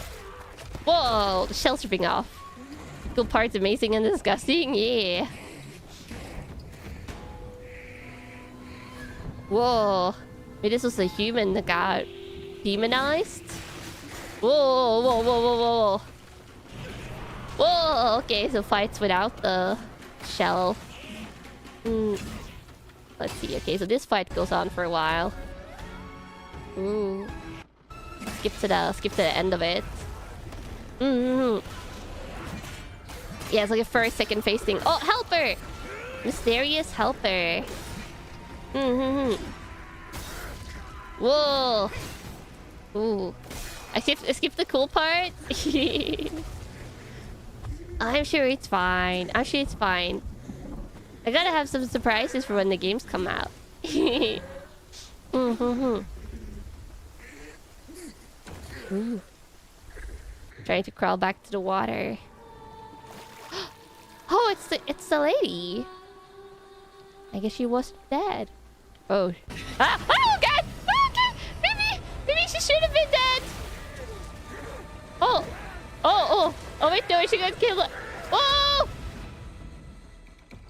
She really hated that guy. Whoa. Okay. Oh, two people fighting together now. Ooh. It's probably a friendly character, I assume. They're showing a little bit of snippets from the game now. Ooh, incense. That's cool, that's cool. Whoa, that's it! Wait! Camus, I told you! This can be a hot tub! This is clearly a hot tub! Hot tubs are real, Camus! Vindication! Vindication moment for me! I told you, Camus! Hot tub, hot pots are real and normal. That is absolutely not. No, Camus, this is literally a hot tub. There's a mini person in there. This is vindicating me big time. How do we know they're not eating that guy? If we don't see him being eaten in the video, then it's good. Then it's good. This part is rejected by your camel brain. No. You can't reject it. It's part of the trailer. Wait, we'll keep on going. Look, he wasn't eaten. This guy's being buried alive, though. That's different. There's no hot pot involved. Oh, can you play instruments? Also, that's skeletons. Oh, you get to dress up as a geisha. That is better to be in the game. God, I want to see all these scenes. This is looking great, Cobbles. Oh, fishing. Fishing for dragonfish. Whoa. Whoa, I hope all of these things are in the game, Cobbles, because this is looking amazing. Like, even better than Black Myth Wukong. Whoa, what are those people? Why is this so cool, Cobbles? They're cooking so hard. Whoa! That's a really solid season. This is intriguing me so much. Oh, is that just the half of a person? It's half of a person! Dun dun dun dun dun dun dun dun dun. You haven't even played Wukong? I mean, you probably have time before this comes out. Whoa. Oh. Is this the ending scene? Oh! Tiger Mount! Tiger kitty cat! Meow! Meow, meow, meow, meow, meow. Oh, is that Zonkui? I think this is the actual, like, titular Zonkui there at the end. But you were playing as a normal person, it looked like, in this. I'm kind of hoping that normal person is the main protagonist now, a little bit. Well, Zonko gets the right tigers. I don't know. I'm really intrigued, Kamals. This trailer had a lot of things, but it also had hot tub, hot tub, Kamals. Can I find it again? Or is it? Where is it? Oh no, it's right before here. I was like right in here somewhere. Look at that, comes hot pot, hot tub. I have never felt this vindicated in my life. Actually, wait, I've had some other great vindication moments, but this is up there. This is up there, Camels. I wasn't expecting hot pot camel vindication today. I'm loving it. This is so great. Look at the hand they're cooking him. No, they're just adding flavor. It's going to be so fragrant. They would never eat a little person. That would be weird. I'm sure he just asked for extra flavoring in his bath. Yeah. What do you mean dot a raised eyebrow? No, it's just for a nice fragrant perfume. But yeah, this is Zonkui. I guess we'll see if we get another trailer for this for the Game Awards or not. Or not Game Awards, for Gamescom or not. Why does a bot need flavor? For flavoring reasons. And then we have the final trailer on my list, Camels, which is probably unsurprisingly this. Oh, Asashi! I'll go back to the Camel Squad. No, the Camel Squad. Thank you for the super coins, arigato. It's my birthday today. Unfortunately, I'm stuck in evening shift instead of watching my Oshi at home. P.S. Duck hunting season starts in Finland today. That's so dark. Also, Asashi, happy birthday. Otanseobi omedetou. That's a really unfortunate day to be stuck on evening shift. But at least I'm hoping you're getting extra paid, maybe? Extra pay for having to be there on the evening? I hope so, at least.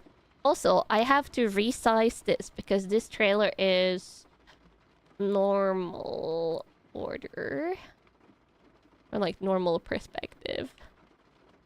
Ducks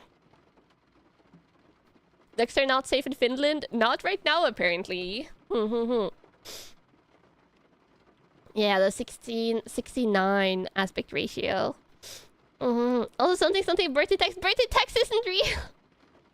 You always know birthday text isn't real, Camels. Okay, this game, Camels, I'm most likely going to be playing not next month, but the month after. The extra pay starts at 10, so when you leave work... Oh, that's brutal. Also, no extra pay for late night working at 9 p.m. is insane. Mm-hmm. Yeah. Oh. I haven't watched this at all either. This is the Phantom Blade Zero gameplay deep dive. Drop the blade. Mm-hmm. Let true steel speak. Yeah. Mm-hmm. No shame. Only hour left. Am I still streaming then? Oh, most likely. Yeah. That's the path to know. I don't want to have too many story spoilers on this. Actually, let me skip the gameplay. I just want to see gameplay. This is one of the other like Chinese action games that are looking really good.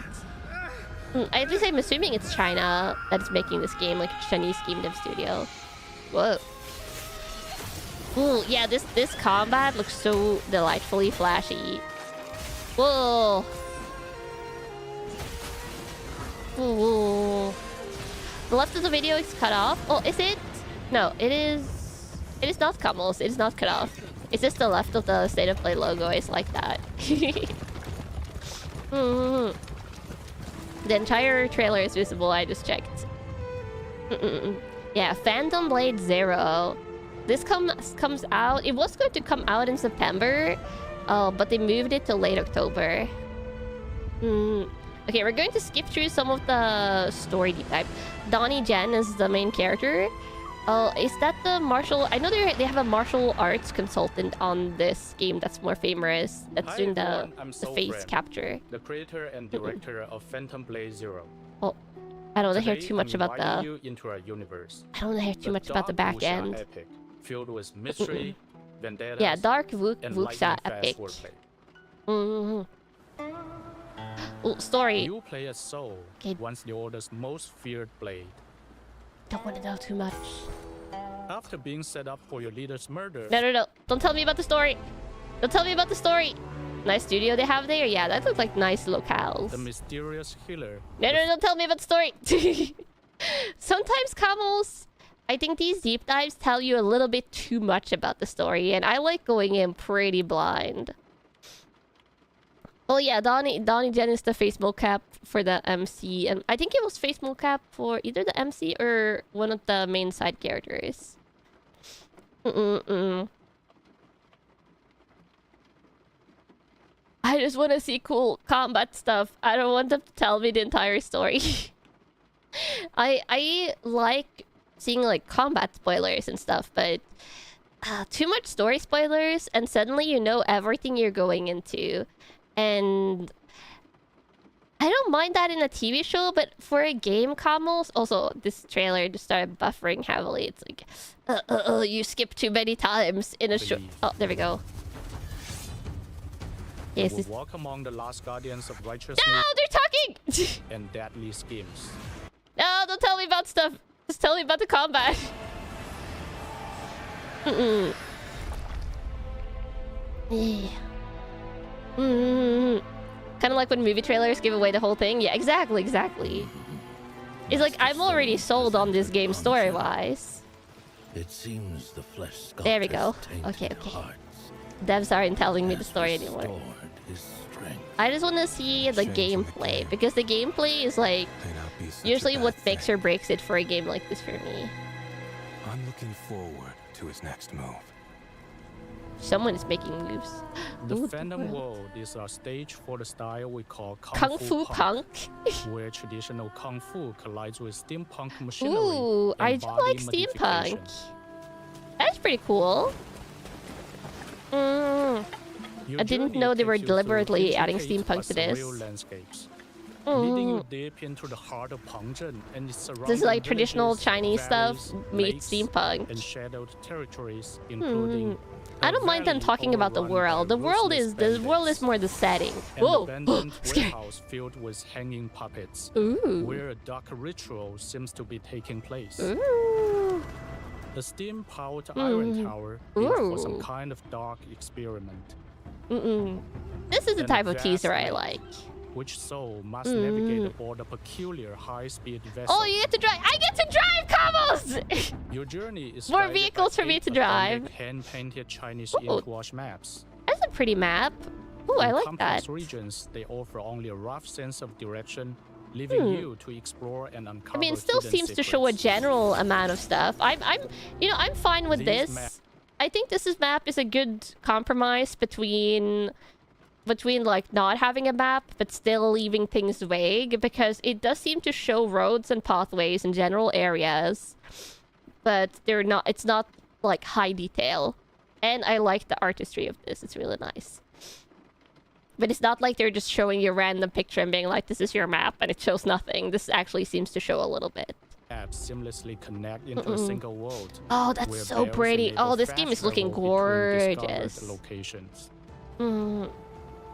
Ooh, Phantom so it's like an Blade Zero uncovering is map. not an open world game, nor is it a linear adventure from Okay, beginning so to it's end. like slight linearity, slight exploration.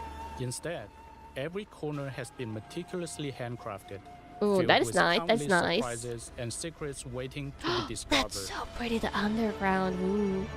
The devs are calling it the first wuxia action As game you instead of explore Souls-like. Phantom Blade Zero, Yeah. you will discover hidden Ooh. enemies, side quests, Oh, rare so pretty. treasures, and Whoa! crucial story That weapon clues. looks... Ooh, pretty lady. That weapon you saw briefly looked really cool. Mm. Okay, In combat. Oh, Phantom yes, Blade combat. Zero, Okay, good. Combat is the driving force. This is what I wanted. Every weapon is forged from They had martial another folklore, battle cinematic like legacy, overview and they did here ancient- the other day, but that one was like just one long drawn out fight. I like this one where they're showing multiple weapons. You have like a dual blade thingy. Every You have weapon a... Is that a forged from spear? martial folklore, Whoa, that looks like a cinematic lightning spear. legacy, This is the and big like ancient donkey tradition. thingy. That's a glaive. Soul wields a massive Whoa, arsenal whoa, of whoa! Look at all those weapon numbers. That is so cool looking. 30 primary weapons. Oh, they're alongside keeping this slightly blurred out. They don't want to show you too many details. Fanatic's broken blade. 25 secondary weapons known Ooh. as Phantom Edges. Secondary weapons as well. That was pretty cool. Wait, did it say the number of main weapons? An ancient tradition. Yeah, let me see. Soul wields a massive arsenal of 30 primary weapons. 30 primary alongside weapons. 25 secondary Okay. weapons known as Phantom Edges. 30 primary and 25 secondary. That's a good variety. Looks really cool. Also, it seems like there's some heavier swords. The drunken sword style builds drunken energy, swords. enhancing Whoa. Soul's evasiveness Whoa, that's pretty while cool. swaying and staggering with every strike. Bow must be secondary, The White yeah. Serpent and Crimson Viper Whoa. twin blades work in tandem. Whoa, The length look of at that the White spin to Serpent win. allows you to fling the Crimson Viper outward for ranged attacks. Whoa, that's pretty cool. These are The some fluid unusual steel of the weapons that soft you snake sword don't usually coils see in around games. An opponent's guard, striking targets cleanly. Oh, and oh, even it's a slicing flexible through incoming blade. thread-based Oh attacks god, Kamos, mid-air. this is literally like taking the coolest stuff of like wuxia xiangxia, because they often have a lot of like slightly fantastical like fantasy-esque weapons, and you don't see them in things like Soul Schemes, for example. But they're going all out here like that. They're not holding back on like the fantasy aspect of wuxia. Flexible blades are such a cool concept. Yeah. However, a light blade won't be enough against heavy shields, and relying on swords alone Oh, will turn okay. the fight into a punishing struggle. The animation style is very dense, like in Crushing general. those defenses Yeah. requires the brutal Whoa, look at momentum the of iron giant fists shield. and hammers. Fists and hammers. Whoa. Oh. The Tiger Cannon can blast apart distant enemy Whoa, formations with a single shot. Or Whoa. ignite self-destructing enemies before they get Ooh. close. Bomb enemies. Yeah, bonk hammer. And when bladed weapons fall short Whoa, against Naggles. a swarm of savage Naggles. dogs, Oh god, the flames Naggles. spewing flaming mane makes quick walk of them all. Oh, that looks pretty cool. Mastery goes Also, far happy jumping deeper in, than cool, kinda basic attributes. Okay, you have an upgrade tree. That's pretty normal. Upgrading a weapon unlocks distinct forms and techniques. Well, wait, carving can out they a unique comeback philosophy. bring weapons? I wonder if they can change forms. Like, can they change looks? The appearance? That would be pretty cool. I'm fine if they can't because the weapons are already looking amazing. Whoa, you can throw them out like... Oh, that looks so cool, camels. Stepping down. Whoa, that was a cool animation for it. You will never worry about a newly acquired weapon Whoa. being too weak. With the Reforging Talisman, you can reset the weapon's level, recover all invested materials. Oh, they're letting you. immediately They're letting. Oh, they're letting you reroll. Okay, this is a thing that newer games have started doing, Kamals, that I'm actually a big fan of, because this is the one thing that's really scary when you're playing Dark Souls, which I love, by the way. Dark Souls is like 10 out of 10, 11 out of 10 games for me. But you do have to kind of commit to only a few weapons. And if you find something better later, you might have run out of top tier upgrade materials. So I'm actually a huge fan of them letting you reset abilities and reset weapon investments, because that does let you change around your playstyle as you go along. And you can kind of like go with whatever, you know, catches your attention without having to do many replays of the game. Into your new gear. Upgrade resets, yes. Weapon upgrade resets especially is the one thing that's like, ooh, newer that games have started letting you doing. Wuchang Fallen Feathers had that and it was really nice. We've crafted difficulty options as distinct ways to Oh, experience difficulty the options. story. Interesting. Wayfarer mode is intuitive and cinematic, letting anyone feel like a kung fu master. Nice. I prefer it being strict, but if they had a strict mode, a reset option mode as a toggle, you would like that? Hellwalker mode Oh. brings in core fighting game mechanics. Ooh. Interesting. Bosses won't rely on fixed patterns. Ooh. They react to your spacing. React to your punch spacing? whips, Oh. And adapt to your habits in real time. Oh, they have adaptive AI for fights? Ooh, that's terrifying. That is really terrifying. Do I dare, camels? Oh, For the I don't know. ultimate test, Oh, 66 unlock days. 66 days mode. Unlike Only the other 66 difficulty lives? settings, this mode turns so 66-day countdown into a literal gameplay timeline. Whoa. I'm not doing that, camels. That is too harsh for me. It Blizzard features the Blade intensity Master. of Hellwalker, but every defeat costs you Okay, so it has the precious. highest difficulty, but also only If the 66 clock is lives. 0, it is permanent death. That's pretty cool, though.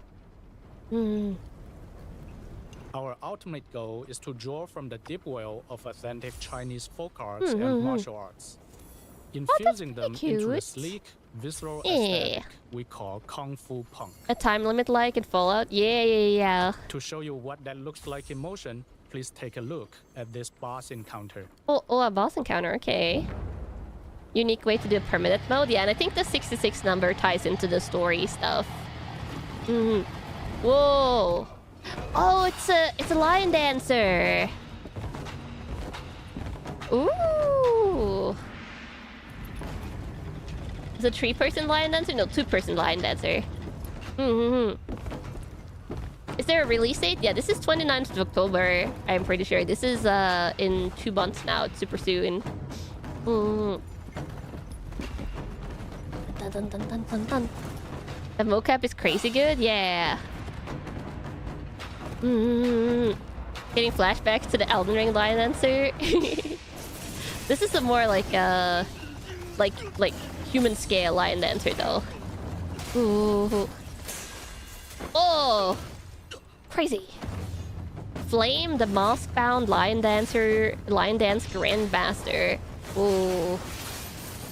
Whoa, that's brutal looking. This is reminding you of a traumatic boss from Where Winds Meet. Ah. Oh, the music in this as well is great. Whoa. Oh, yeah, this game is just looking so good, camels. Ooh.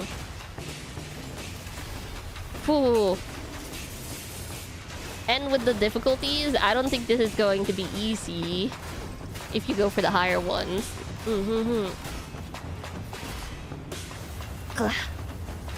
Fire. Chinese titles translated into English always ends up with so many adjectives. Whoa, you can have summons? Whoa, cool. You can have little martial arts friends summons. I mean, they were literally doing a 2v1 there, so... Whoa. Whoa! Whoa! Took off the lion costume. Whoa, whoa, whoa. Did you just rip off the mask? And blood came out. Whoa. Whoa, and the final guy solos. That is cool. Cool. Used water on the boss, and after that he wasn't able to use his fireball. That is some deep stuff. Whoa! Leg moves! Leg flips! Whoa! That is some crazy stuff. Okay, second phase. It's nothing like the first phase. Whoa. The pillar spawning in. Ooh. Flashy looking, yeah. Literally using the costume as a scooter there at one point. One of those that gets aggressive when the partner dies, yeah. It's like, whoa. Return to your posts, disciples. Whoa, he has little guys. He has little trainees. That's kind of cute. Little lion dancer trainees.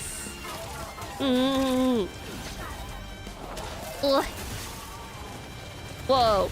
Whoa, you can go on the poles. Whoa, what is this fight even? It's crazy. And I'm assuming this game gets even crazier because they wouldn't show their craziest boss during the showcase, right? Right? Whoa. Just it into a minigame? Yeah. Now I'm almost slightly sad that I've seen this now, that we won't get to see it for the first time in the game, but there's gotta be crazier stuff. It looks awesome. Whoa! Whoa!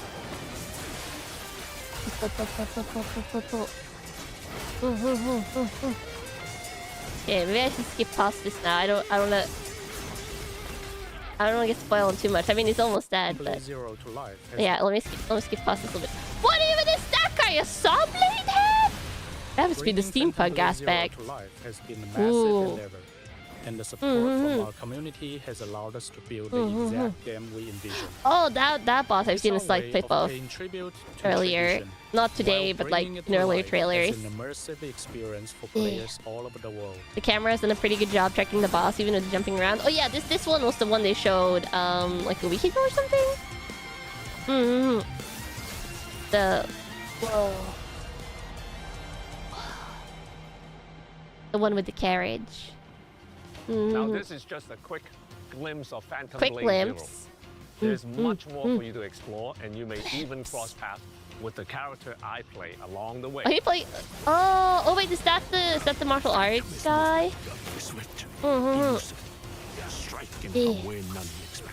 You love battles on the move, like fights on carriages. Those are epic when well done. Yeah. You already feel like you want to go all in on 6 different weapons. IP man? Whoa! Oh, that's Donnie Jen. Yeah, okay, so yeah, he's not playing the main character, he's playing one of the side characters. And I think he's a martial arts consultant on the game. The pre-order now. He's the main character in the IP Man martial arts movies. Oh. Oh yes, it is October, Camels. October 29th. Extra features. I mean, they don't matter too much. But that's the triggers and stuff. Most games have them on the PlayStation 5 now. And the audio, but... Yeah, this game is looking amazing, Camels. So many good games coming out. I'll be playing it, though. I'll be playing that game for real, Camels.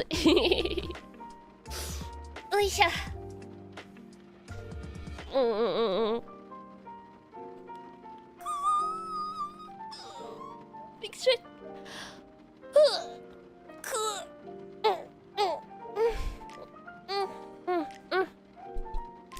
I'm not ending stream now, Camels, but let me show you next week's schedule. Out of all the action games from new Chinese studios, that one looks the most promising to you? It's looking really good. Really, really good. Next week's schedule. Schedule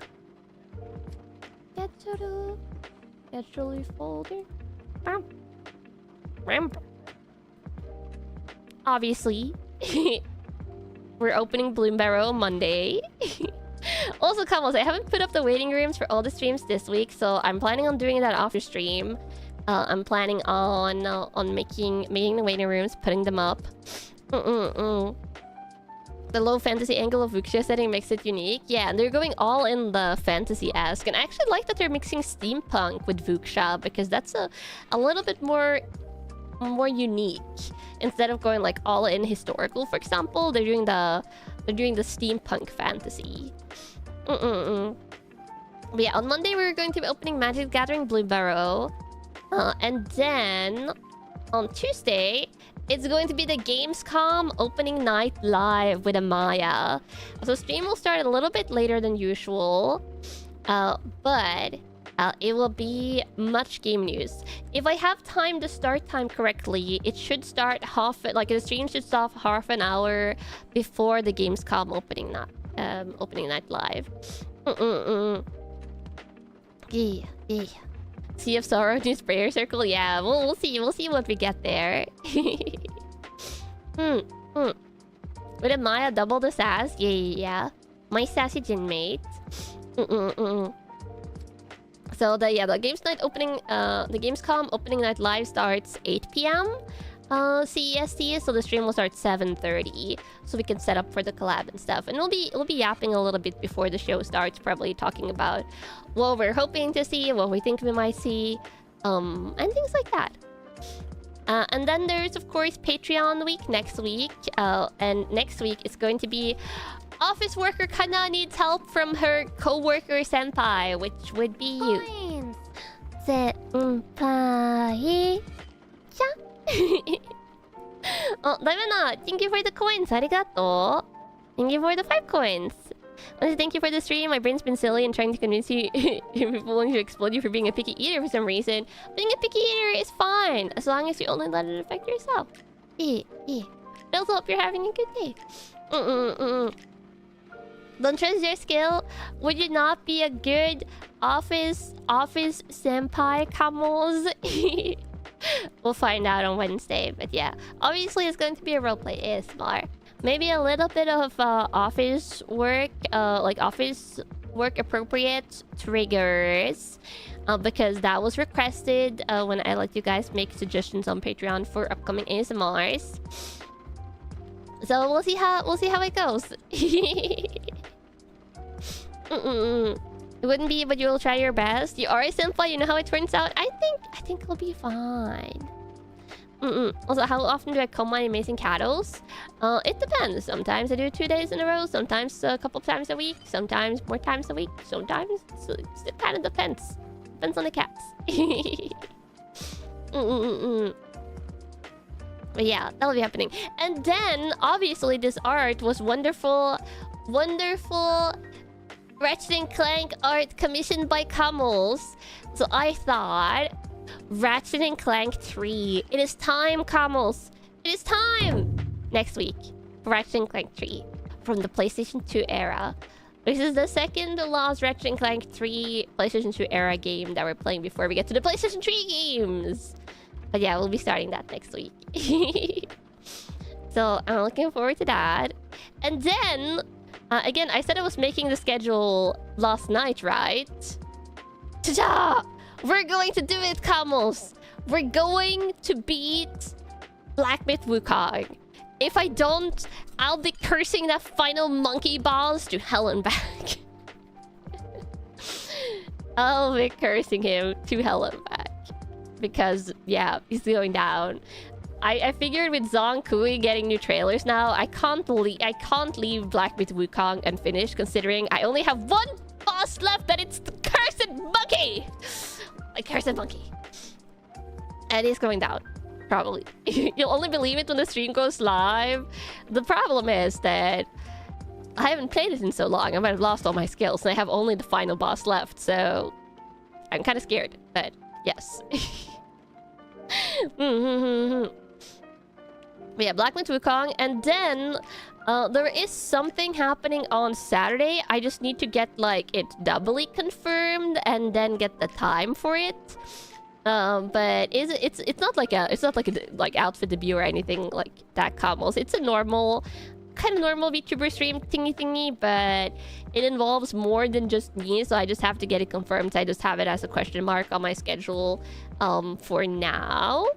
But it's there. And the timing for it is probably going to be a little bit different, but it's just currently the way it is. And then Galaxy Quest. Most likely, we're finally doing the watch-along combos because since I'm watching SG-1 right now on my own, I figured it was time to watch Galaxy Quest, which is a sci-fi fun time, little movie, little older movie. Yeah. And then Kamals on Sunday, we're playing Silksong. I'm copying him. I'm copying that on the Gamescom opening night live, we'll get Silksong Sea of Sorrow news. That we're playing Silksong on Sunday.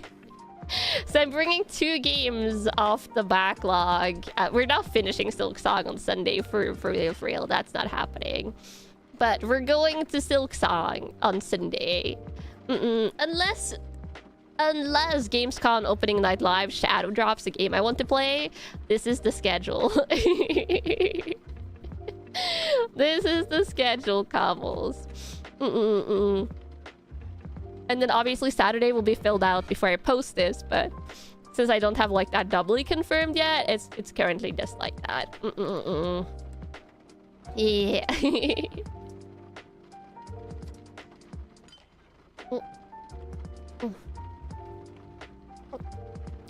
Water.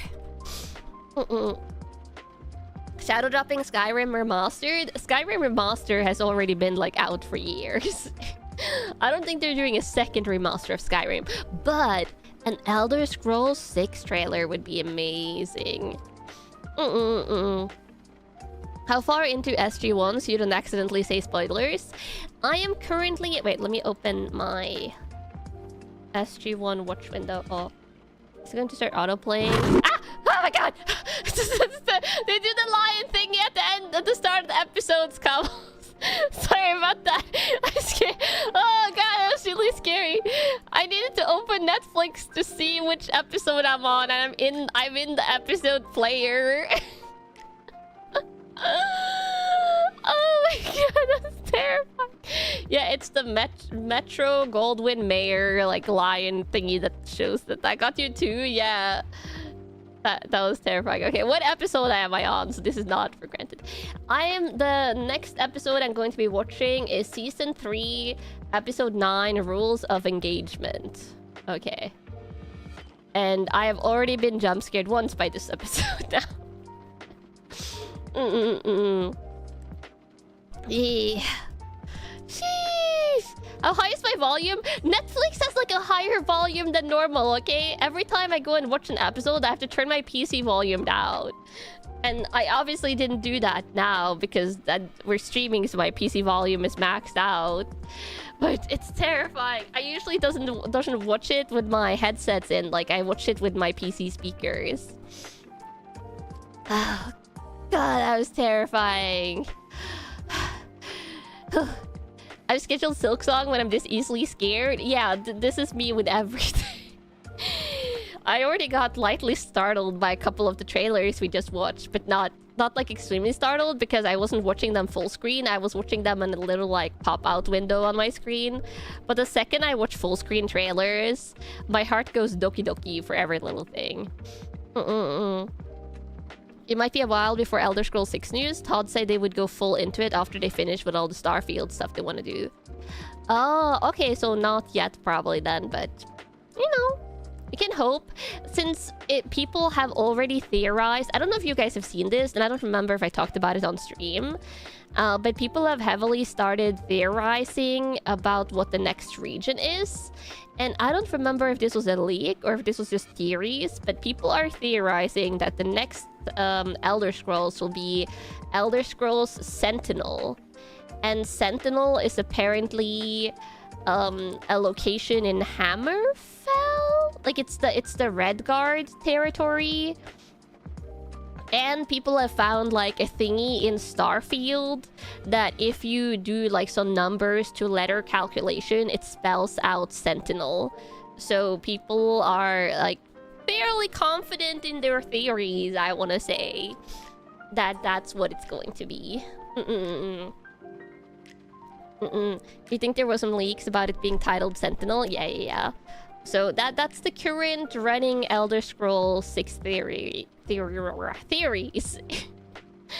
I feel like sometimes when theory starts dropping, it usually means that a reveal of some kind is upcoming a little bit.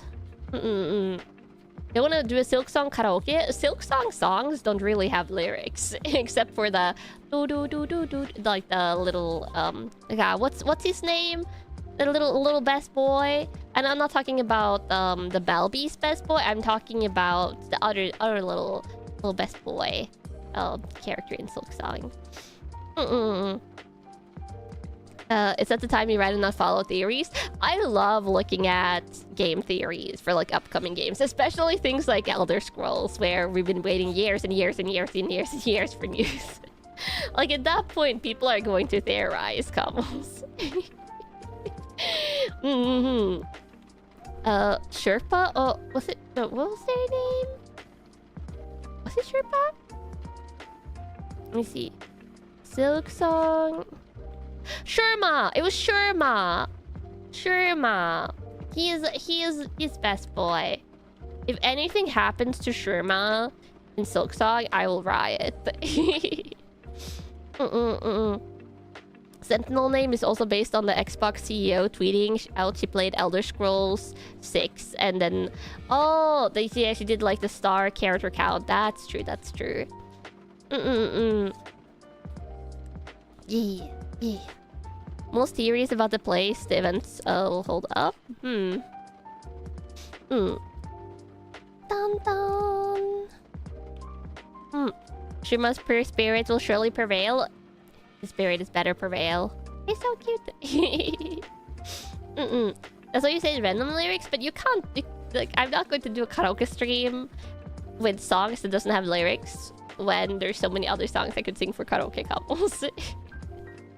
That's most likely not going to happen. I would rather learn like proper songs for karaoke, because I do karaoke streams so rarely.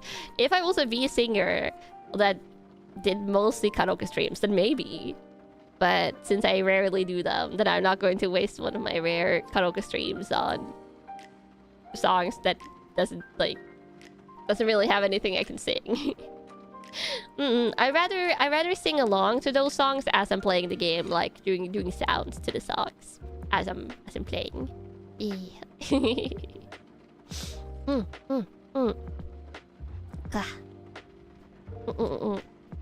Oh, I think I've talked about like almost everything I wrote down on my like talking about stuff thingy. Oh, two thingy camels. I have a question because I know I have some art on my art tag I want to retweet. Do you guys prefer me doing like a big retweet thingy where I retweet like everything in one go? Or do you guys want me to like spread out more art retweets throughout the day, or like throughout like a couple of days? That was one of my questions I had for you guys before I went and like retweeted the rest of the art there. But I know there's art on the art tag, but I also know that some of you guys have my Twitter on alerts. I don't want to spam you guys if you don't like the spam. But I have usually been like going and checking my art tag and then like retweeting in one go when I find them. You don't mind either way, drip feed. You don't mind either way, no preference. Go wild. Twitter now separates retweets from regular posts by default, so it doesn't really matter anymore. Oh yeah, Twitter has done like really weird stuff lately with profile displays. You don't mind Kanna spam, but you think spelling it out is better. Either works for you. You don't mind the spam. You don't mind either. Ah, you're so sweet, Camels. Yeah, I'll make a decision then. Maybe I'll do like some in batches and like some individually and stuff. Oh, also, Camels, I don't usually like talk about like the VTubers that I watch much. Because one, I don't always like I like usually want my streams to derail to talking about other VTubers. And it is against the rules for you guys to bring it up. But I was listening to a VTuber original song here the other day that had a really cute MV from a VTuber that like isn't like classically a V singer. So if you guys want to watch it, I heavily recommend Polka's. This is like Hololive JP Polka's new anime MV. It was really cute, and the animation quality on it was crazy.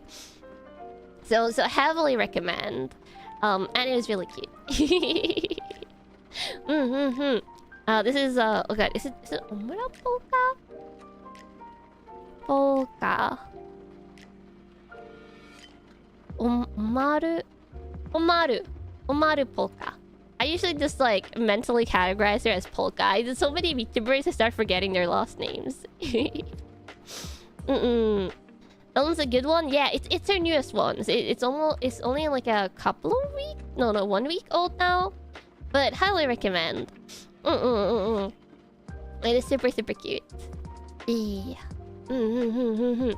So go watch it if you want to. It's not mandatory, but the anime MVs from VTubers are usually really cool, and yeah, you don't often, or not that often, see VTubers doing fully animated MVs outside of like the very biggest VTubers. So, but yeah, so that was just a little tangent. Also, I really like Polka Satsu streams. That's what I usually watch from Polka. I watch her Satsu streams because she just has like a nice and mellow, pleasant talking voice. And she often do the Satsus like either super late for me or earlier in the day when I'm not streaming. Those MVs must cost a small fortune. Yeah, getting stuff animated is really expensive. Really expensive. Oh, whoa! I have a scratch on my elbow. I didn't notice. I like brushed against it with my other hand. I was like, "What is this?" I have a scratch. I have a scratch there to go with the double scratch on my knee. Oh yeah, that's the other thing I did on Tuesday. I let me send the picture to myself. My table drew its piece of blood from me. Oh. Let me see. I'll probably post some of these on the Membies tab. Let me find one from yesterday that doesn't look too bad. This one probably. Yeah, I'm just sending it to myself, Camels, on Discord.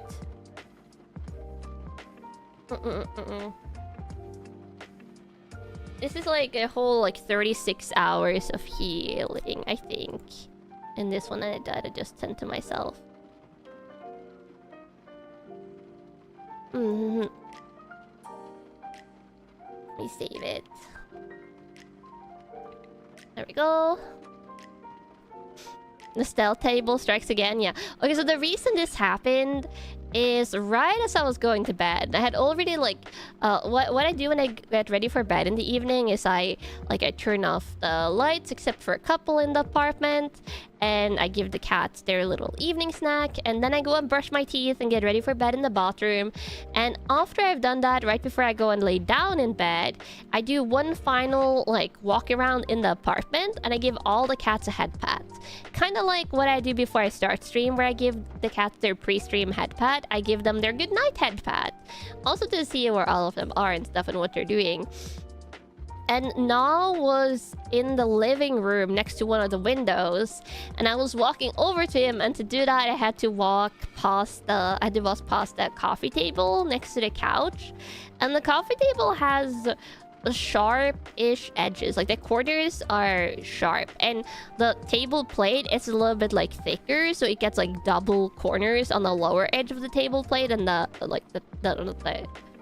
Yeah, table blade. That works. That, you guys know what I'm saying. The upper part and the lower part, like, each has its own, like, corner edge kind of thing. So the thing is, I was walking just determinedly towards now to give him a head pad, and then I walked with my left leg too close to the corner, and then walked full force into the corner with my left knee, and it really hurt. It's not glass, no, it's wooden. It's like sharp wooden corners, and that really hurt. Imagining some JoJo swagger walk there. I was walking over to the kitty cats. And oh, I forget how zoomed in they are. Very zoomed in like these. This was me waking up from my nap. I'm pretty sure yesterday. So like 36 hours of healing. You can see like the slight swelling around the scrapes. They're perfectly parallel scrapes because I got scraped by the upper and the lower corner of the table. What kind of wood is that table made out of? Yeah, I told you it drew blood cobbles. It's quite a new... I bump into furniture all the time. I tend to round corners a little bit quickly. Sometimes I go like pet the cats and I stand up and I slam my head in like the underside of a table or something because the cats will be like under stuff. But it's rare that I actually draw blood, so this is a little bit brutal. And it still hurts a little bit, but the bruise is fading quicker than I thought. And after, like, when this happened, I stumbled into the bathroom and I used the like wound cleaning liquid to like scrub out the scrapes, and then I cleaned it with water and then dried it off with like the little like sterile like bandages I had, and I put out on a band-aid for just sleeping the first day. So that made the healing go way quicker than it could have, because it usually makes the healing go very quick for like a scratch if it happens with the cats like catching me with their claws. So they started healing pretty quickly. Yeah, you thought I said wood cleaning liquid for a second for the wound cleaning. It's the, oh god, I can actually, let me Google it. What I use for the wound cleaning stuff. I'll find the scientific name for it, Camels. Give me a second. But yeah, after the first night though, when I slept, I took off the band-aid and I haven't had on the band-aid since. Because usually it just heals quicker in the air.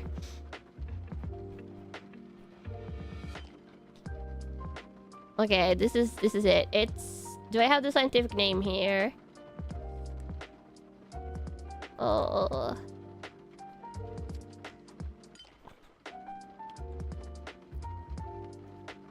Okay, I have found the Wikipedia page for it.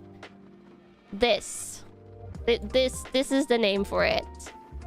Cetylpyridinium chloride. That's the thing I use. It's like a liquid wound cleaning thingy you buy at the apothecary, and the main ingredient in it is cetylpyridinium chloride. In Norway, they sell it under the name Pericept. It's a very ominous concentration of the consonants. Like a lot of medication, it sounds very scientific. But yeah, so recommend stuff like that if you get scratched, because it kills bacteria and it kills fungus. It's similar to Bactine. It's benzalconium chloride. Oh, I see. But yeah, usually it kills bacterias and it kills fungus, so just helps wounds heal a little bit more cleanly. Benzalconium wouldn't be a bad VTuber name. Are you sure about that? It's a mouthful. But yeah. So I cleaned it out and it's healing nicely, but it was pretty brutal and it really hurt. I actually went to like check the table corners afterwards if I could see blood. I couldn't see any, but I wonder if you had like a black light on that corner now, if it would show up like blood streaks from my leg. Possibly. Also, where the cat go? Is he a cat? I currently see one cat. I can just see like part of Yuki's body. He's in the tall cat's tree. Need the crime scene cleaners? Yeah. Will it be a scar? I don't know. This could... I used a while to like my body uses a while to heal wounds, but I don't scar that easily. I feel like maybe it would have to be a little bit deeper for a scar. I think this will clean nice. I think it will heal up nicely. If it's still there on Monday though, I can probably show you my knee on the hand cam. As long as I'm not wearing tights. If I'm not wearing tights, I will show you camels. Yeah.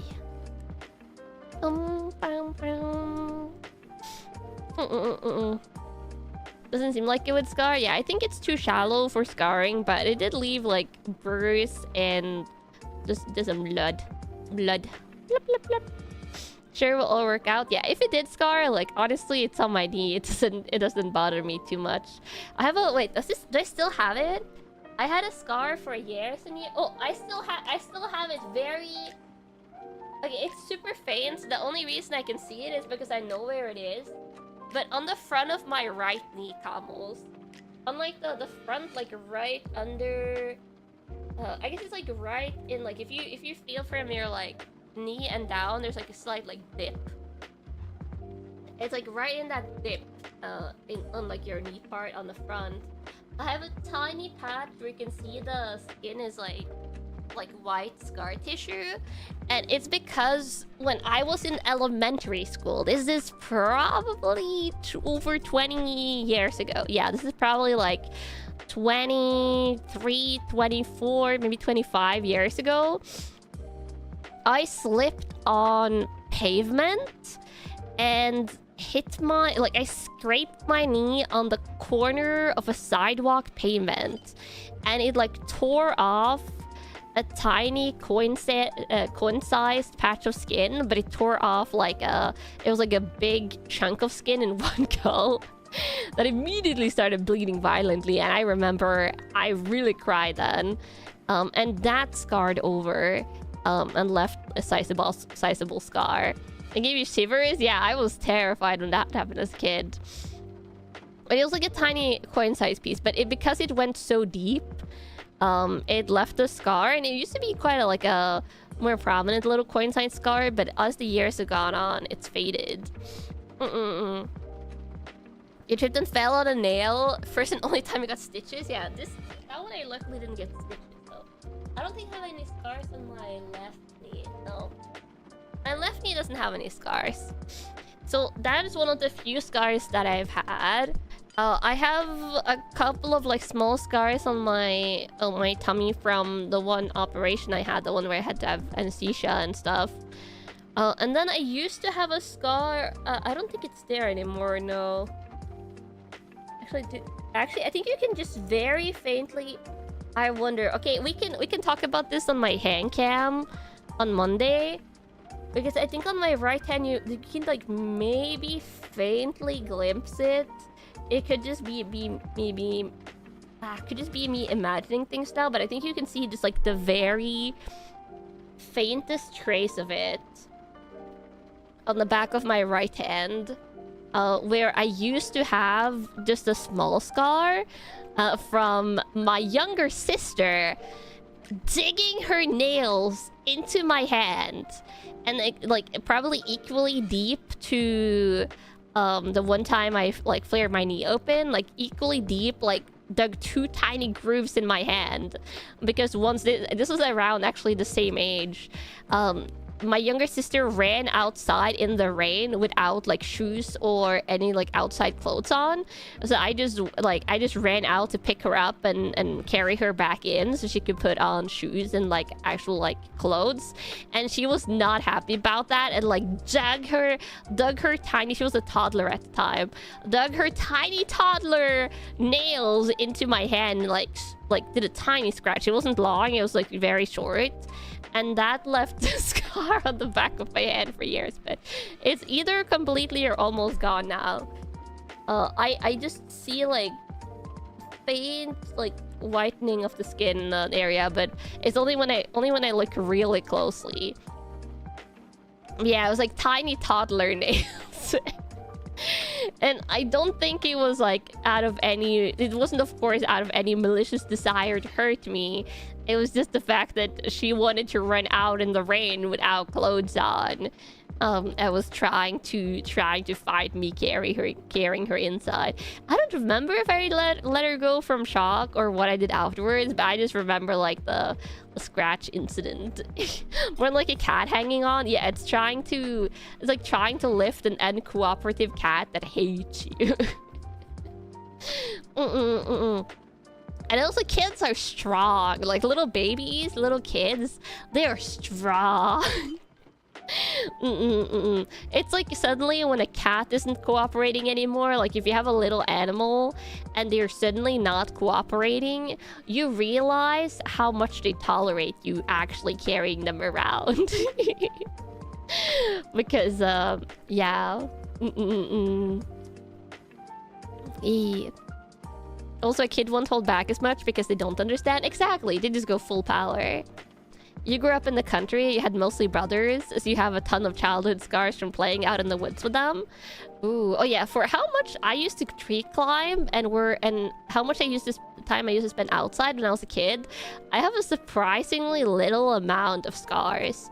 But I think it's also because I used to wear like a full set of like proper outside clothes when I was outside. Like when my mom sent me outside to play, I usually like weren't sent out in shorts or like a summer dress. It was a proper like jean pants or like what do you call it, overall like type pants and a full sweater and things. And that honestly probably saved me from a lot of like minor scars and stuff.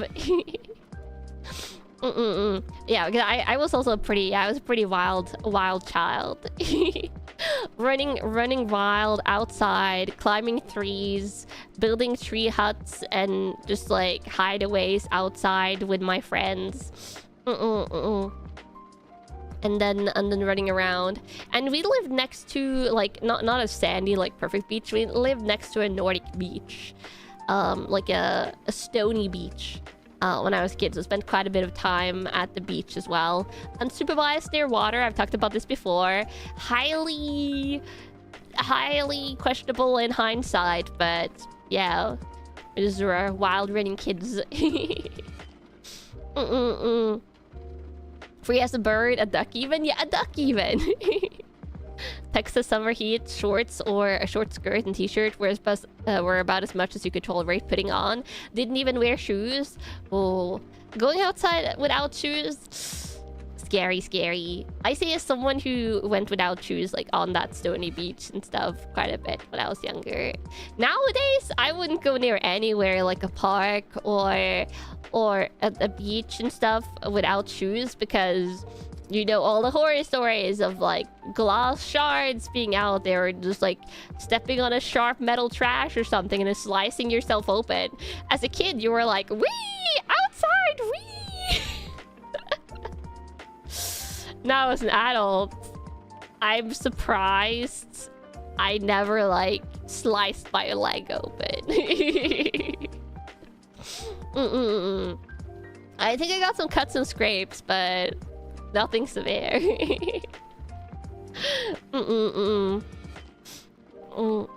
There was a countryside, you didn't even have paved roads, it was all gravel.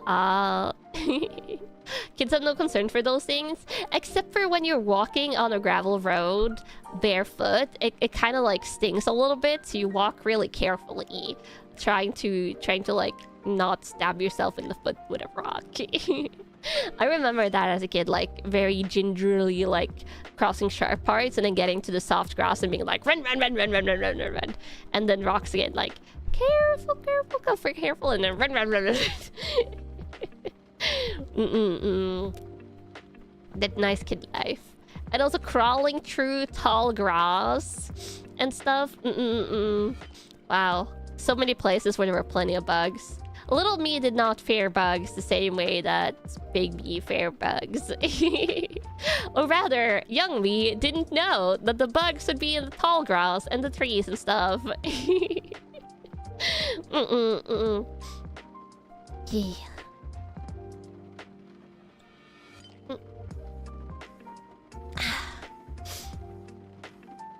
Tall grass is scary, but mostly in tick regions.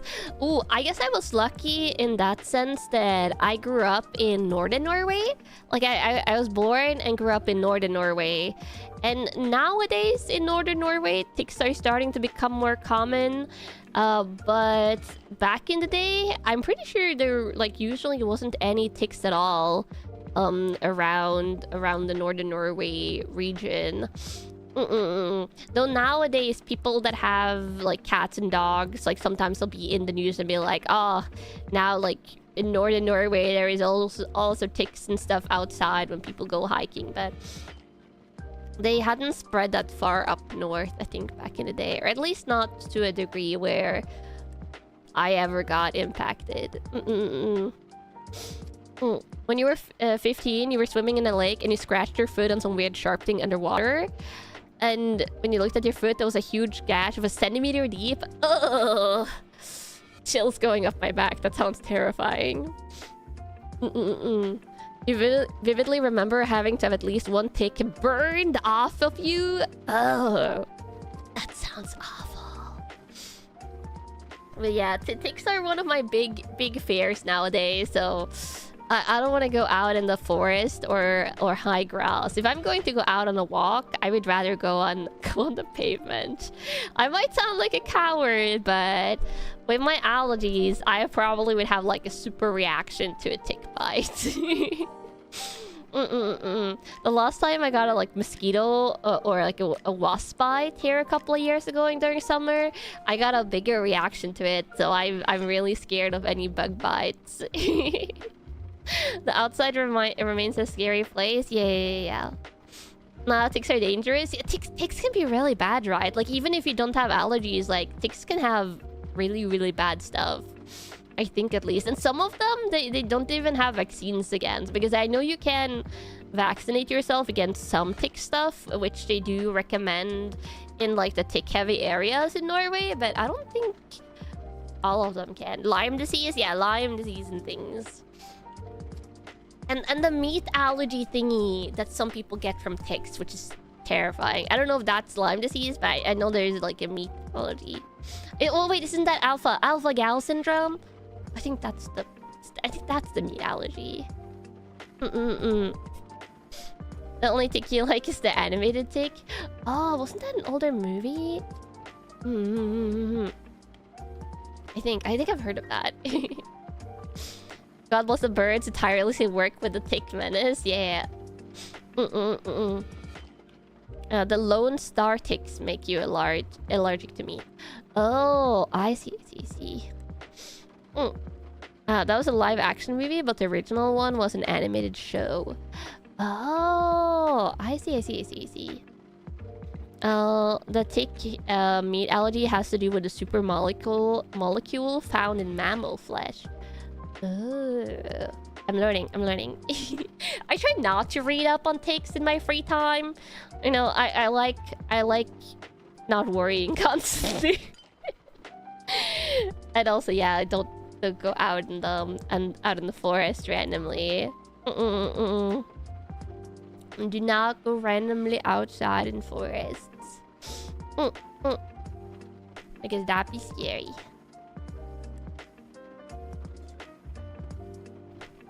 And there's nothing in the forest I want to see anyway. I think the only thing that could be cool is if there were blueberries around. And you could go blueberry foraging. But for blueberry foraging, you have to go like really deep into the forest. You have to like wade into knee-high vegetation and stuff usually to get a good amount of blueberries, which I have done when I've been younger, but I'll just buy frozen blueberries or blueberry jam and stuff. But there's moose in the forest. There's moose. There could be a bear, even though that's extremely rare in Norway. There are bears here, but moose are more likely, and moose are terrifying. And moose also usually are not scared of humans. They're just angry at humans if you come close to their little moose calves. You actually plan on going for a nice forest hike this weekend, weather permitting? Please stay safe from ticks, and then also like tape up like your legs and pants. Like, do not leave any gaps for the ticks. Surely the moose are friendly and not totally dangerous at all. They're so big, camels. Let me see if I can find like a picture of like a Norwegian moose versus a car.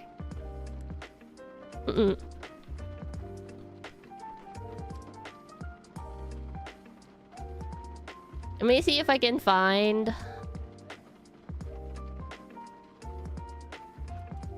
like a proper like...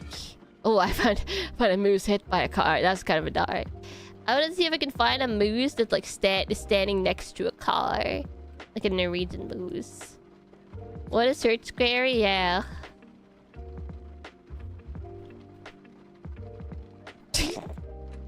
I found a picture of like, this is the retro picture of a moose standing on top of a car, and it's like a black and white thingy. That is hilarious. Also seeing a disturbing amount of moose hit by cars here, and that's really dark because that is very dangerous. Usually lethal for the moose and can also be lethal for the people in cars.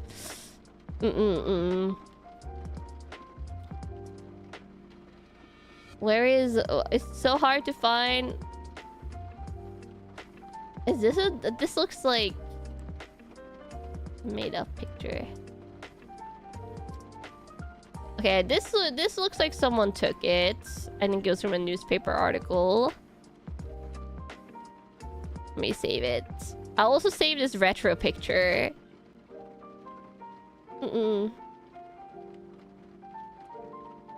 I don't know if this is like a old-timey Photoshop picture or if it really happened, but it looks hilarious. Okay, I'll show you the really old-timey one first. There's no moose in Texas, but you do have bears, wolves, coyotes, and mountain lions. Those don't they often like shy away from humans though? I hope at least. This picture, look at this one. These are classic old-timey cars. Don't see that much anymore.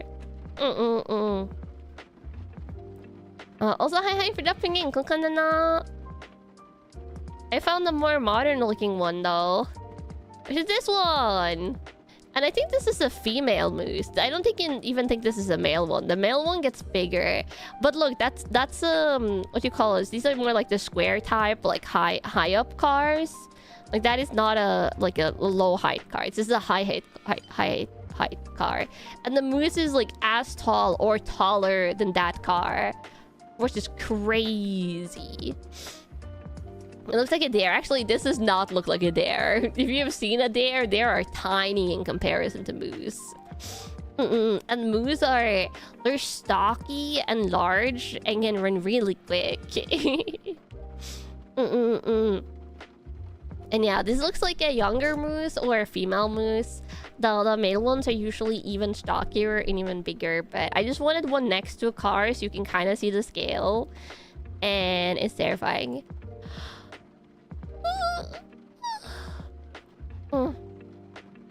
There's like 1/3 of a moose's height. I don't think 1/3 of a moose's height, but maybe 1/3 of a moose's mass, because moose are just absolute massive when you get to the biggest one. Yeah. Is it a little guy? Yeah, this guy is just a little guy. But yeah, so that's a moose for you. So I don't wanna meet them. I've been bicycling back from my summer job once when I was in university, when my mom lived out in the country. And I met a moose, or like I saw a moose. Like, luckily on the other side, like the forest side of the what do you call an autovan in English? Car protection. It's that railing that's on the side of the road, almost. God, what is that in English? Traffic barrier? Is that it?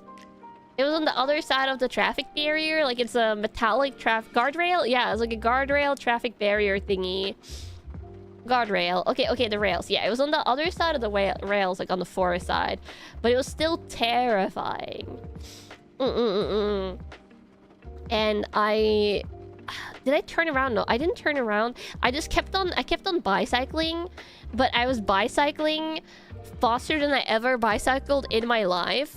And it was kind of bad because right after that section, when I went past the moose, it was a long uphill, like a really, really, really long uphill. A terrifying uphill. Also, wait, hi raiders. Wait, Yabi? Yep. Is this my regular Yabi? My rigger is also called Yabi. Is this my rigger? That's raiding. If you haven't checked out Yabi, you definitely should. She's amazing. Amazing. I'm totally not biased at all. But also, hi. I'm Kanna Yanagi, your cult-loving detective. You managed to catch up with my stream. Ah, let's go, Yabi. I love you. totally not biased at all. Not at all. But no bias detected here. No. And I'm obviously having a new model update debut on September 14th, where my model will be re-rigged by the amazing Yabi, who's an amazing rigger. Oh, and Scribbler, thank you for gifting Yabi a common squad membership. Arigato. Apparently the Sami rode mooses like horses in the past. Whoa, that's amazing. That's amazing. Yeah. Also camels. ちょっと待って。ちょっと待って。Oh, I had to answer something else. I'm hanging out with Poco. I'm hanging out with Poco later. We were going to hang out yesterday, but then Poco overslept, and I didn't call her. I have funnily enough, I have Poco's phone numbers. I could have called her. I was like, no, she needed to sleep. So instead, we're hanging out later today. I'm still here, Camels. I'm just not doing shenanigans at all. I'm not doing shenanigans at all.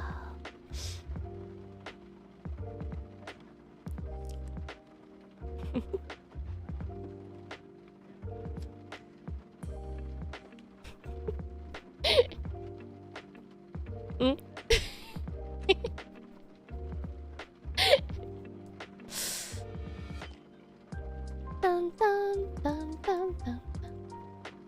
Dun, dun, dun, dun.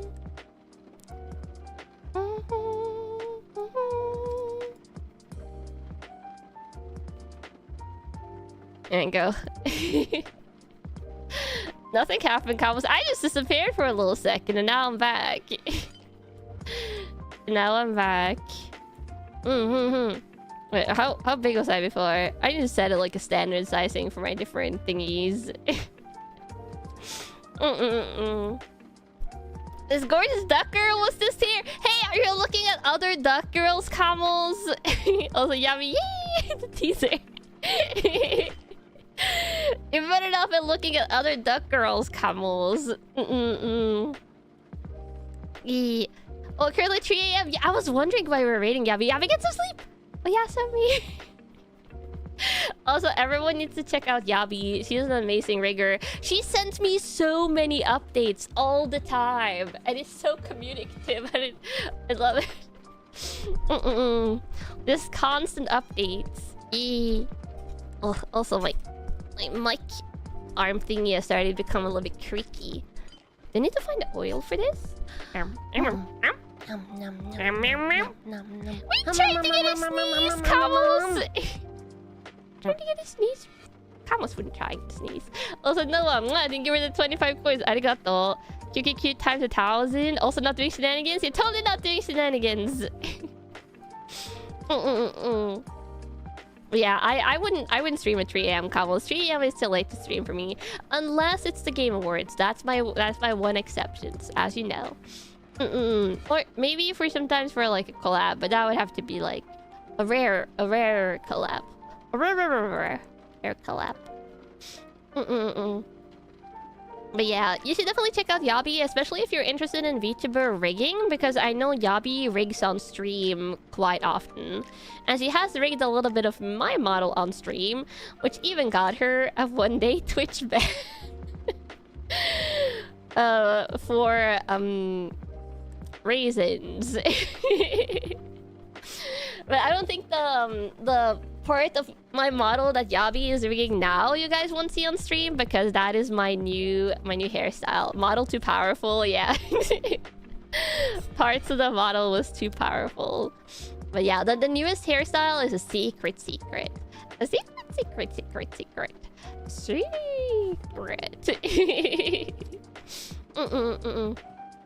And I will say, you will see the new hairstyle in part of the birthday merch, which is exciting.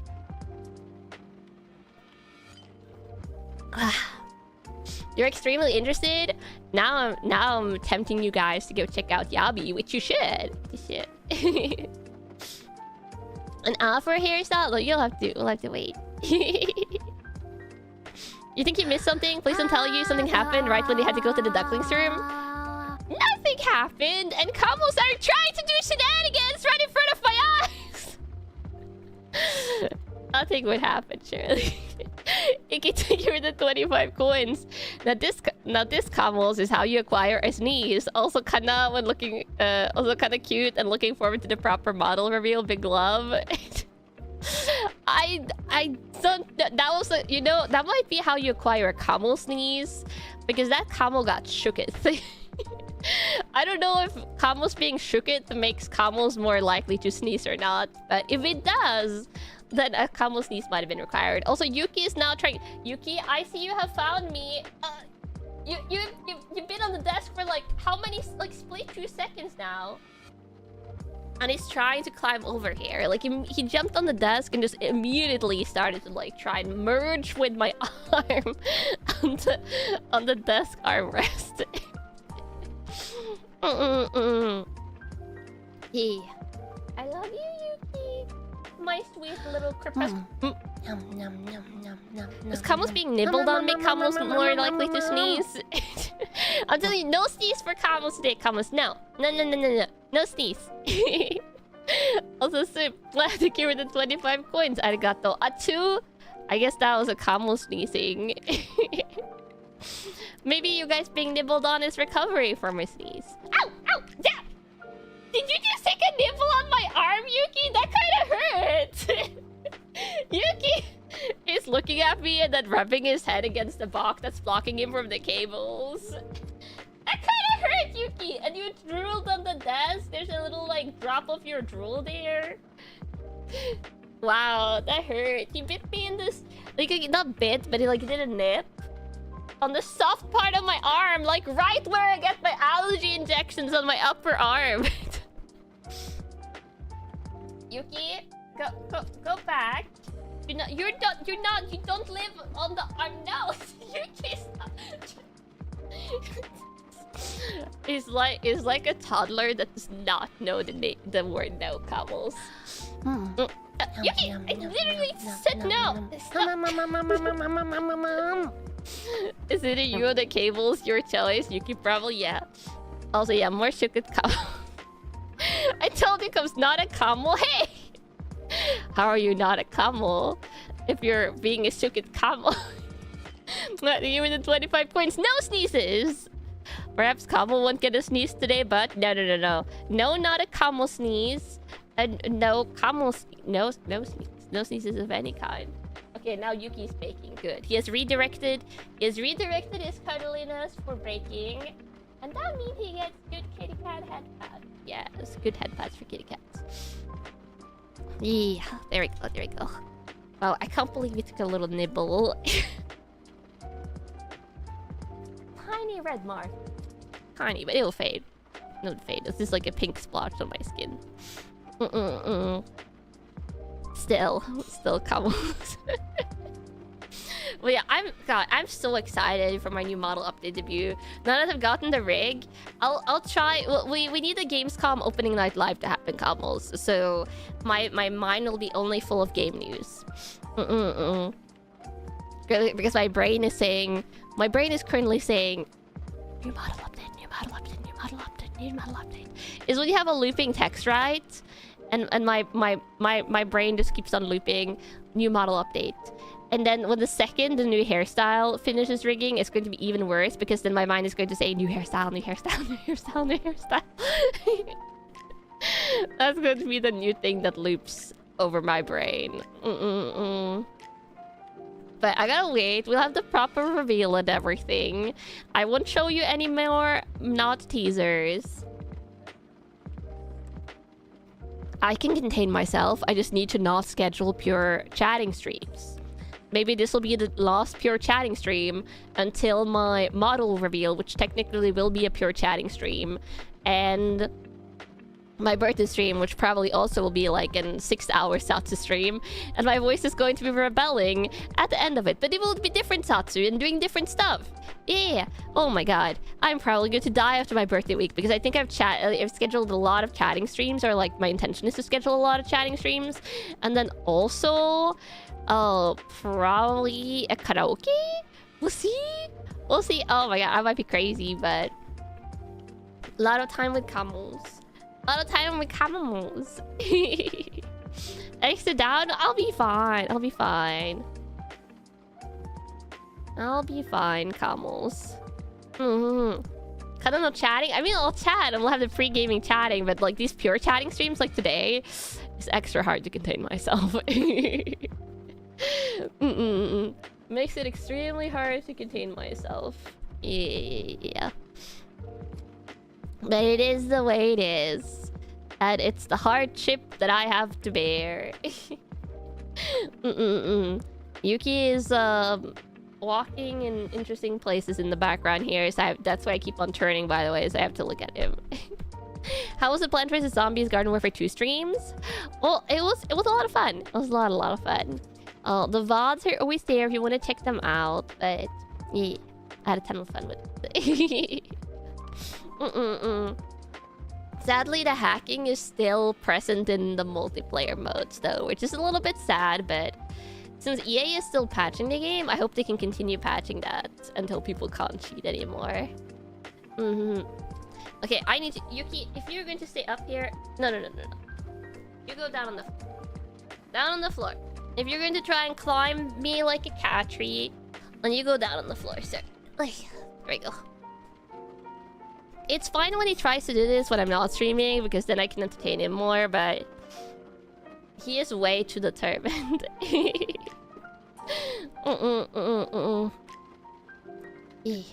Is the cheating mainly bosses, or is it... Oh, no. The cheating they do in Garden Warfare is the thing that we saw on stream when I was playing it on Sunday, which is where they will apparently explode in your face. You can't play.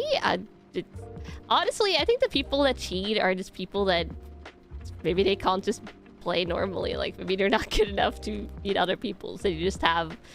You know, I kind of feel bad for the people that cheat, because clearly they're not enjoying the game.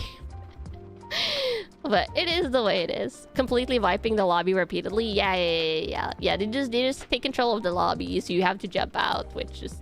It's annoying, but... it is the way it is. This just means that I can't play that game actively. But there's tons of other games we can play, Camels.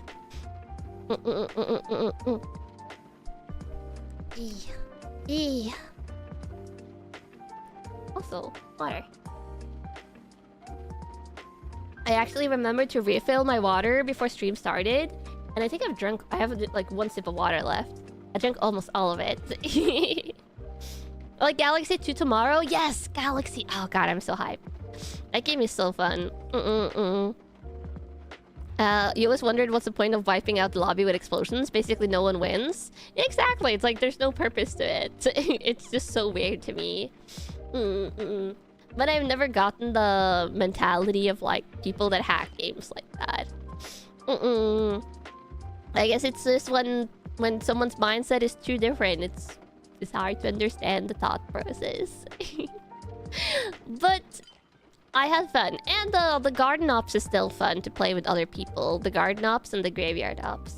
What were we talking about? Oh, we're just talking about Plants vs. Zombies Garden Warfare 2 briefly. Yeah. Since I played that this week and last Sunday. Oh. Also just talking about wherever. Yeah, today is also just talking about whatever. I gotta put up the rest of the waiting rooms for this week though. I haven't made the waiting room for Saturday.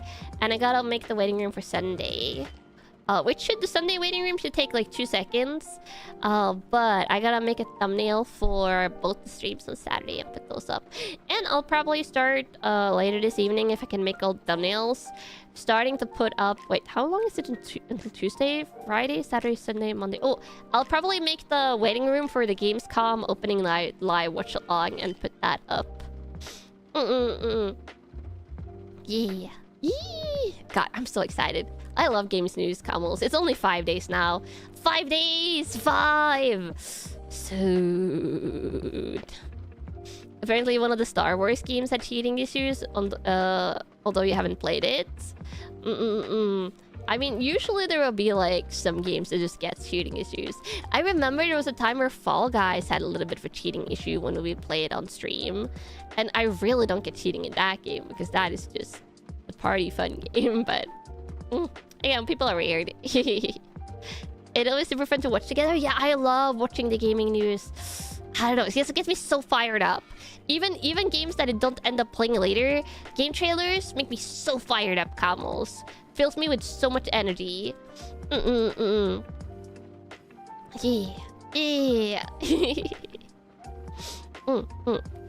Always looking forward to seeing new things. Can't wait for more Stranger Than Heaven news. Ooh, that's the Yakuza game, right? Also, Cozy Duck? Yeah, hi for jumping in. Konkanana. I know the things... Okay, wait, what are the things we're guaranteed to see? Wait. We should wait until Tuesday to talk about this, maybe. Gamescom opening night live. Like, I'm just going to check their website if they have anything listed for their opening show. Okay, what it says here. Gamescom opening night live 2026. Loading hype. Together with host Jeff Keighley, the global gaming community will have all eyes on Cologne on August 25th. Gamescom opening night live will kick off Gamescom 2026 with a spectacular show packed with world premieres, exclusive announcements, and surprises. Get ready for epic trailers and gameplay reveals, new games, chats with celebrity guests, emotional goosebump moments, plus a first look at the highlights of Gamescom 2026. That's what the teaser, like their like description of the show says. I'm watching it with Amaya, right? Yes, I'm watching it with Amaya.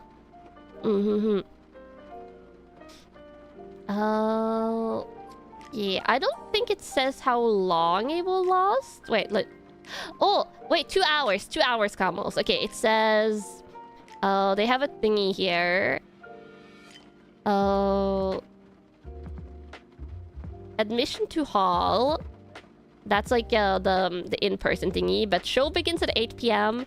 and 10 p.m. is expected end of show. So exactly 2 hours then. Oh, they have a cloakroom service. Please note that suitcases and large bags must be handed into the cloakroom service. You may take handbags and backpack into the event. The cloakroom service is free of charge and open from 4:30 p.m. Witcher 3 DLC is one of the confirmed things, I think. And also, Tides of Annihilation is going to show a new trailer.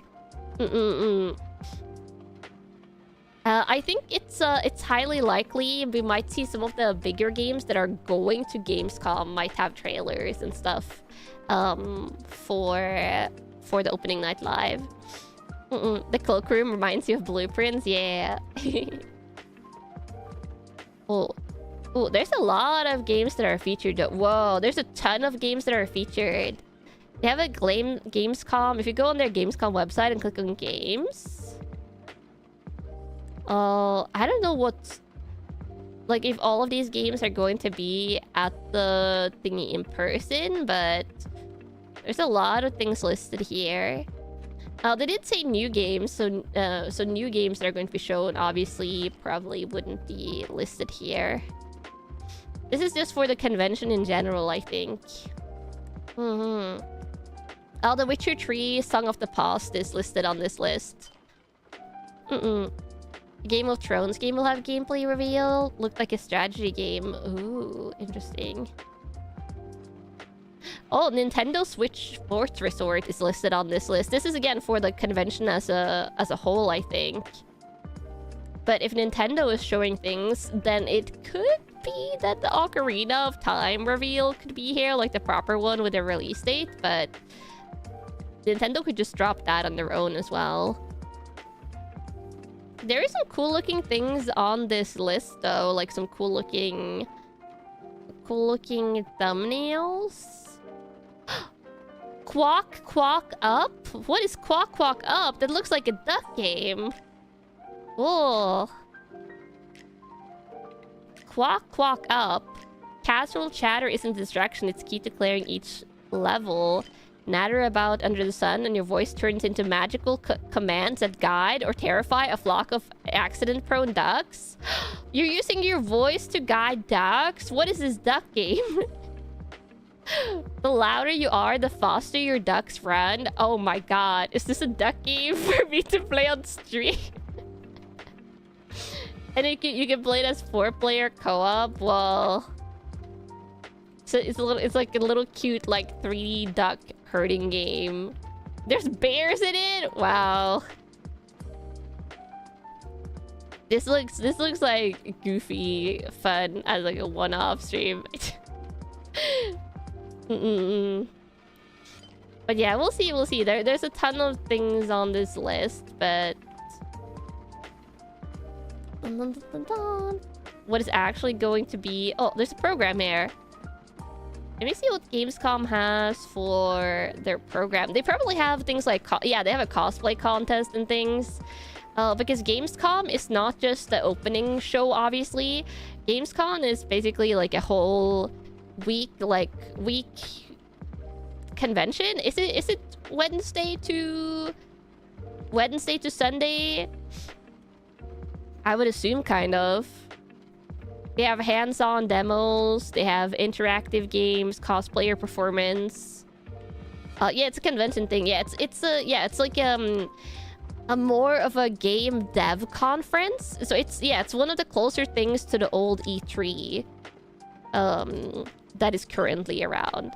I think one of the comparisons would be the Tokyo Game Show event, because that one is also very game dev focused. But this is obviously a European equivalent.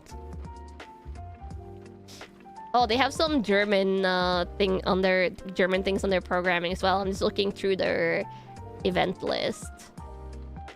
Because this happens in Germany. 26th to 30th of August. Okay, yeah, so it is Wednesday to Sunday, except for the opening night live, which is Tuesday. Let me see. Oh, they have karaoke. They have a karaoke stage thing. Gamescom Congress opening welcome and speech. That sounds very formal. Oh, a lot of German programming. I mean, that shouldn't surprise me considering it is in Germany. Can play rebuild what displacement disrupts gaming and innovation. Wow. Oh yeah, this is like typical like convention stuff, like a lot of different panels. Live podcasts. Game effects and law enforcement, K-pop, random play dance.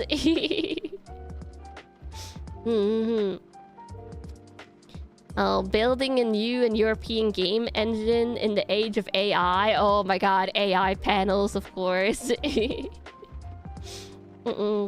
Fashion fandom and future. Well, yeah, they have a ton of different panels.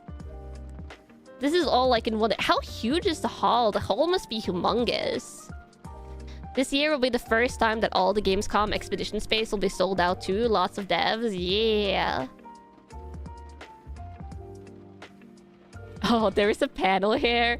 There's an AI panel. Do you guys want to know the...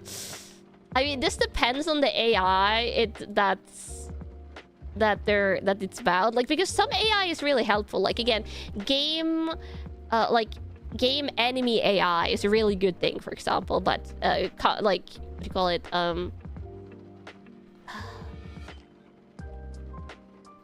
The creative... Oh god, what is the specific name for the AI again? That's the bad AI. Like different, some AI, generative AI. That's it, generative. I was blanking on the word generative. There's a panel here called AI, the enabler of creativity, not the stifler of it. I hope that's good AI.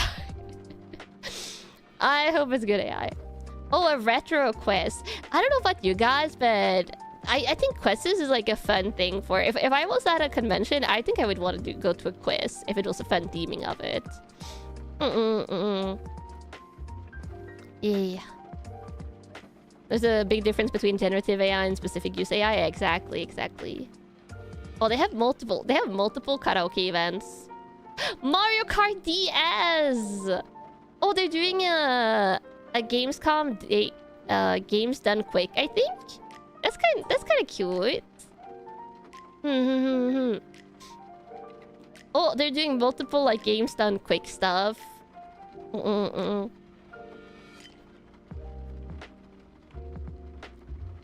It's so cute looking at the programming that's happening. Mario Kart DS, what a throwback. Yeah. Oh, they're doing Might and Magic. Wait, Might and Magic 7? Whoa, Might and Magic 7 for Blood and Honor for their Games Done Quick show thingy.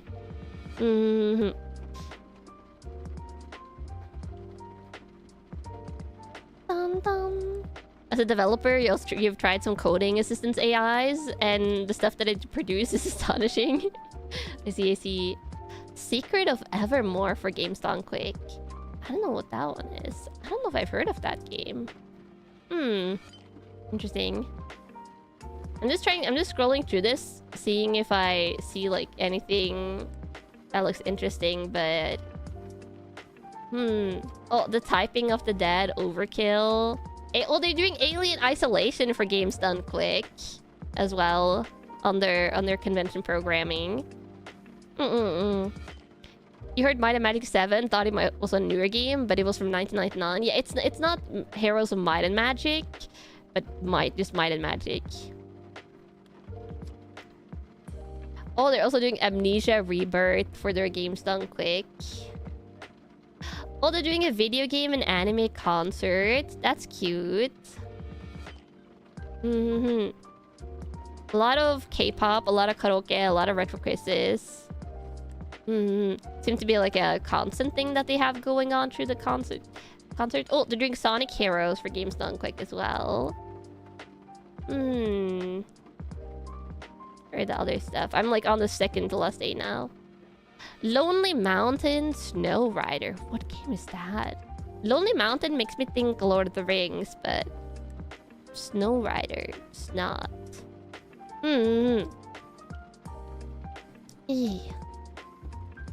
Might enjoy European speedrunner. So she's marathon more. They focus on more European game taste, so less Nintendo stuff. I like Nintendo stuff though. How many doing and doing good? Or they're doing Ori and the Blind Forest for their Games Done Quick stuff on Gamescom. I want to play that game. So I'm avoiding spoilers on it. Sonic games are always fun for speedrunning, even if they aren't great overall. Oh, interesting.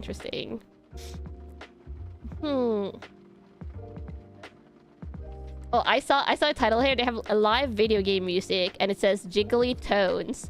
I thought it said Jigglypuff for a second, and I was like, oh, are they going to have a panel of Jigglypuff going Jigglypuff, Jiggly, like doing the Jigglypuff songs? But no. It's Jiggly Tunes or Jiggly Toe. Not Jigglypuff. That would be very, very cute, though. Not gonna lie.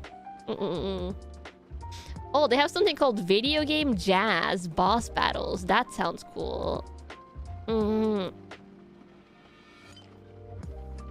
Okay, let me see. Anything good? Some of the German panels, I have no idea what they're about because I can't read it. Oh, they're doing Super Mario 64 where games on quick. That is a popular speedrunning game, I think, so that's not too surprising. Let me scroll all the way to the final day just to see what you're doing to end this. What are they doing at the end of the final day? Oh, they have a Games Done Quick finale. Oh, that's the final thingy, it seems like. I don't see any, like, big final shows. I guess it's probably... I think like, some of the bigger things that will happen there is that there's a lot of game demos. And there will probably be a ton of YouTube videos and Twitter clips, like, throughout the week. Next week that they're showing demo footage from... I think Tides of Annihilation are doing a demo. I've seen multiple other things on Twitter saying they're doing demos, but I forget what they are. But I think that's going to be one of the huge attractions for people that go there. Games done quick tend to be more on the NA market tastes, meaning less PlayStation games like Ratchet & Clank or Crash Bandicoot. Oh, I see. Oh, I'm assuming the Games Done Quick that they're doing on the Gamescom stuff will be on panel stages or like panel rooms and things. Oh, and cool merch. Ooh. I wonder, I don't think does the game developers that have booths there also sell exclusive merch? Because that would be a thing.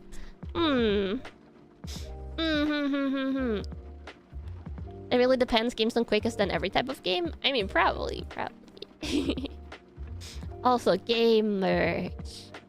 Game merch are the coolest of merch.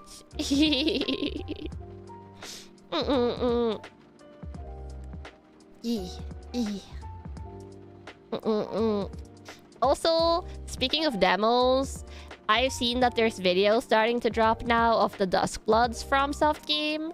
So I'm probably going to watch a couple of those. I think Vati Vidya just dropped a video about the Duskbloods thingy, and they're a like Dark Souls content creator that I think is really solid in general, so might check that out. Ooh, and then there was also the a long trailer. I think it was like a 20-minute trailer for the new... oh god, what's it called? The new Silent Hill game, the Townsfall game, and it looks terrifying. I only saw like a split second, and I was like, no.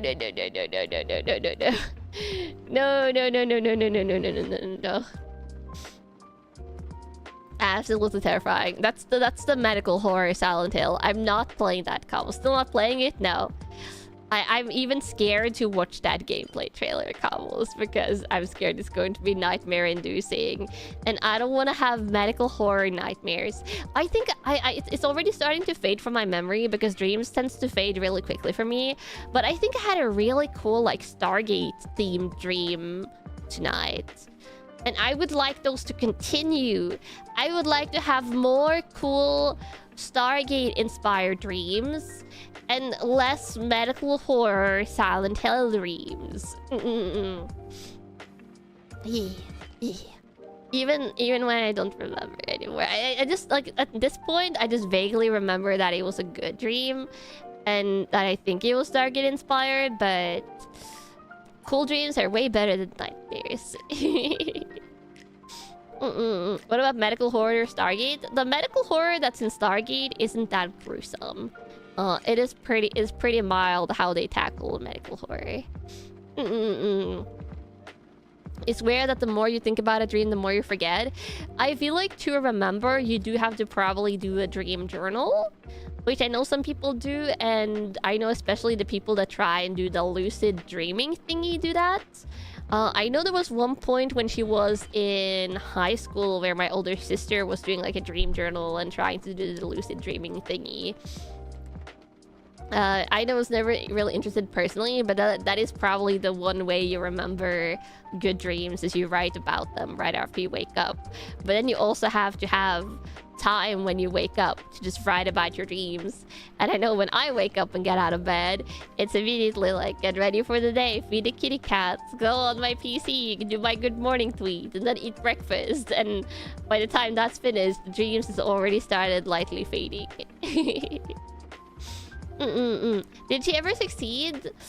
I feel like she did a little bit, but then I think she lost interest in it. Never read a dreams explained book before going to bed. Oh, like dreams imagery and stuff? No, not really. You always write down remember to forget, and it works every time. To forget the dreams? I mean, if you have a nightmare, it would be nice to forget those, but... Yeah. In the mornings, you get prepared for work. No time to remember dreams. Yeah, exactly. You tried the dream journal thing before? It was tough not to fall back asleep. Oh, I guess lingering too much on dream stuff?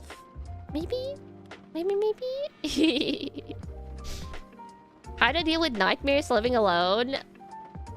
You just forget them. Hopefully. You just forget your nightmares, hopefully.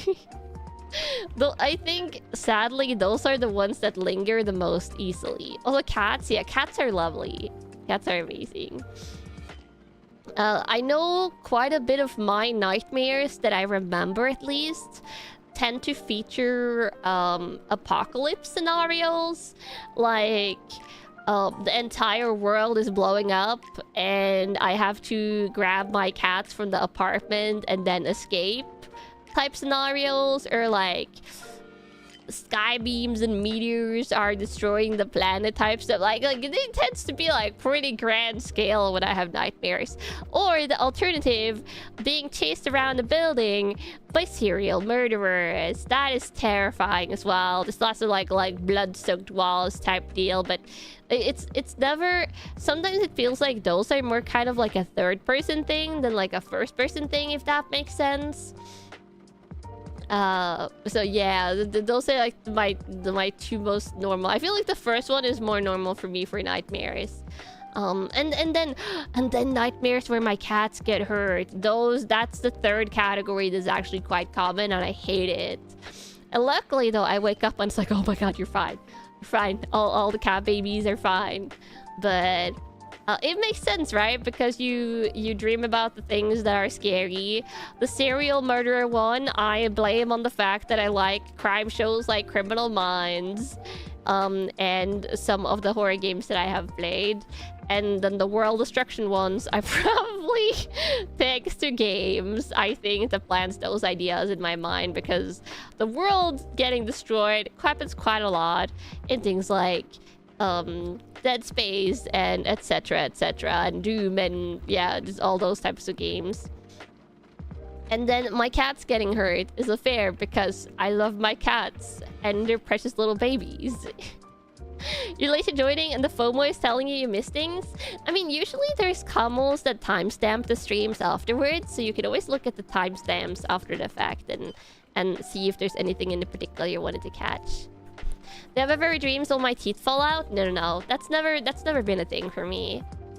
Only nightmare you remember is you getting chased by a werewolf through a flat, desolate field. Ooh, scary. And then individual dreams, like directly, like after playing certain games. Like, I think I had a nightmare when I was playing the Dead Space remake that was featuring the not necrophage necromorphs, the zombie-looking things in Dead Space. Thank you to Timestamp Camels. Yeah, Timestamp Camels does amazing work. Necromorphs, yes, the necrophage. That's what they're called in The Witcher. That's the Witcher creatures, like the drowners and the ghouls and stuff. But necromorphs is Dead Space. Your nightmares are just weird. Oh yeah, my nightmares are always very trippy, but that's the dreams as well. Like they all have an overlaying layer of trippiness where when you wake up, it's like that was obviously a dream. Like that was obviously not real.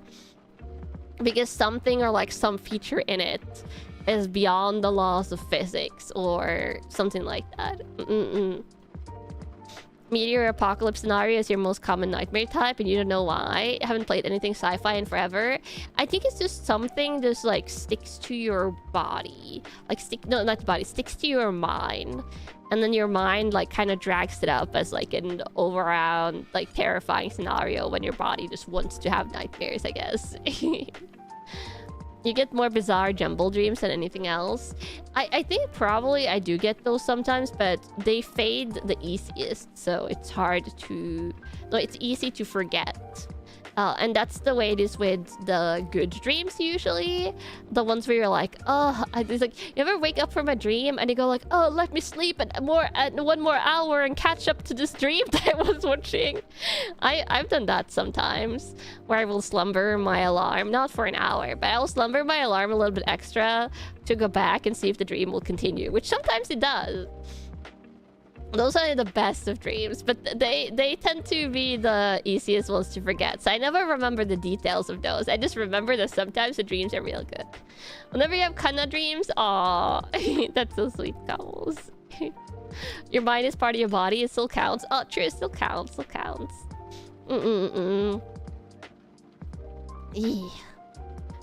You can never predict your dreams. You think one recently was just you sitting in a meadow. That was the whole dream. Like, absolutely nothing happened.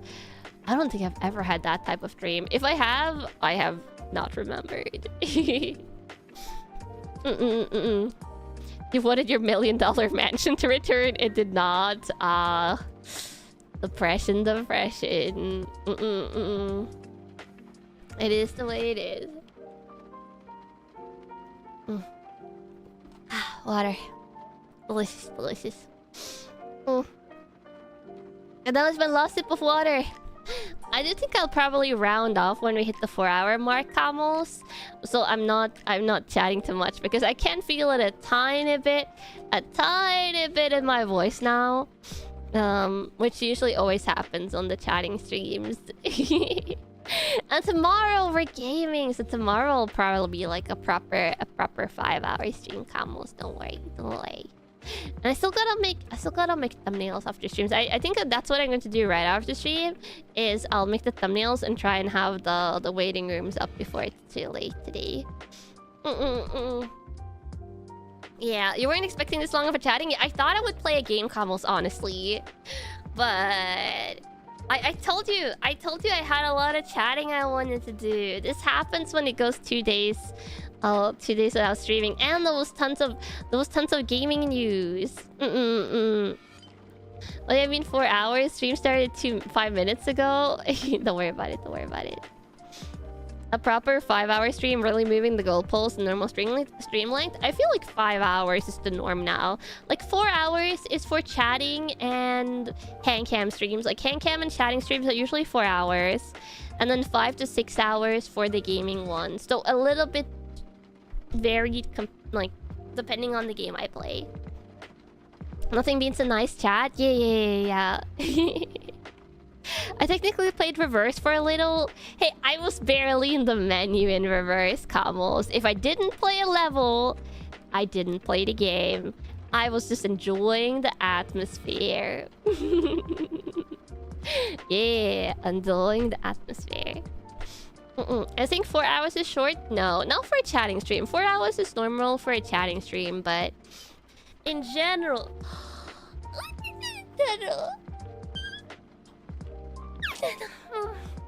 In general, it might be tiny short. 4 hours is but a fleeting moment. Yeah. Also, I didn't eat a proper dinner because I took a nap before stream, and I wanted to start on time combos because I hate when I start 5 and 10 minutes over, and I know I do it too much. I know you guys don't mind, but I think I do it too much. So I ate just breakfast for dinner, or like my evening food for dinner. So now I'm starting to get really hungry because when I do that, I usually get hungry at the 4-hour mark instead of getting hungry at like 6 hours after dinner. Well, I'll make thumbnails and then I'll make food. And to be fair, Kamos, yesterday when I wasn't streaming, I get so distracted by other things that I forget to eat. So I didn't end up eating dinner until 10 yesterday. I ate my breakfast at around 2. Like 1, 2, and then I didn't eat again until 10. I think it's I don't talk when I don't talk Kamos, I consume less calories. I consume less calories when I don't talk. Does my body not complain? No. I think talking consumes a high amount of calories, honestly, or like a high amount of hunger. You honestly don't understand how that happens? Yeah, me neither. Oh no! Hi, were you under my desk? Hi, Manu. Meow meow. Now it's walking around. He's been liking to lay under my desk for the last couple of weeks. Yeah. New fitness plan talk? Yeah, I mean it's gotta consume more calories. You want me to record energy levels now so you can test this?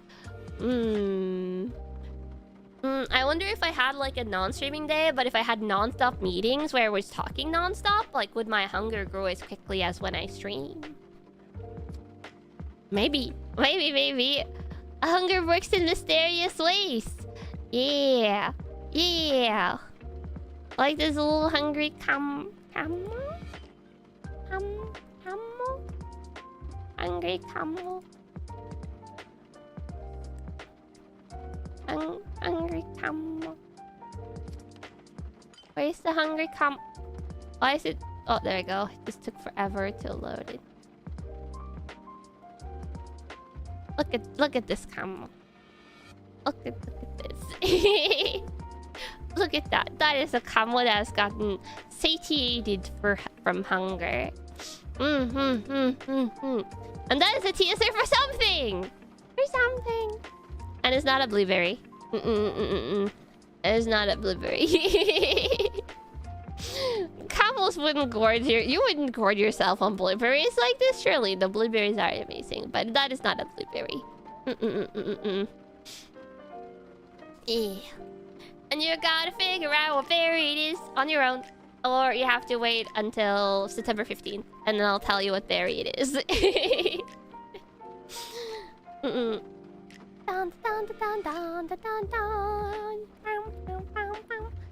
You have on your wood, but you believe that it's not a blueberry? Boysenberry? No, it's not a boysenberry. Actually, if you guys can guess it in the next 2 minutes, I will confirm if you guess it correctly. But you have to guess it correctly, and it's not a boysenberry.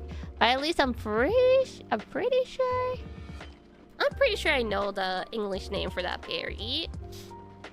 It should be an edible berry. I'm pretty sure. Oh wait, not berry. Oh, now I have to bring up the wiki page of it because I think it has multiple names. Blackberry? No, it's not a blackberry.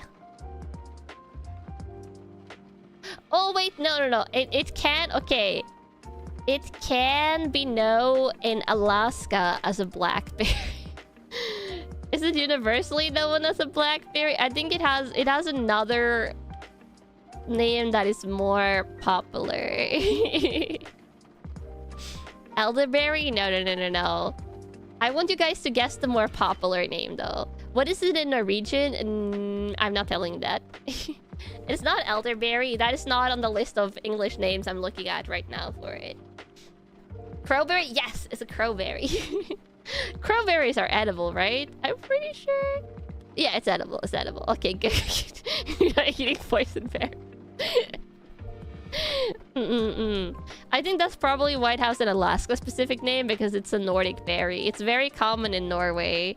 Not that commonly eaten, honestly, and that's probably because it's more of a has more of a slightly acidic taste. They use it more for like liqueur and wines here, I think. I didn't check before. I was pretty confident. I was only like 99% confident. And when it comes to food combos, you gotta be 100% confident. But yeah, it's called crowberries, black crowberries, mossberries, or rockberries. And then it says, according to Wikipedia, that in Western Alaska, Labrador, it can also be called blackberries. Yeah. And the scientific name is Empetrum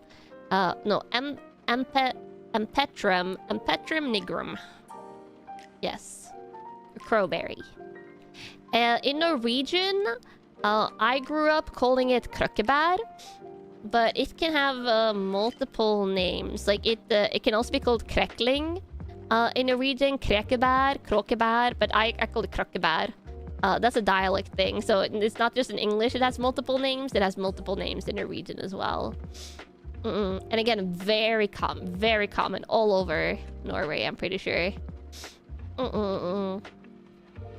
Yeah. Apparently birds like the berries, which is probably why camels like the berries.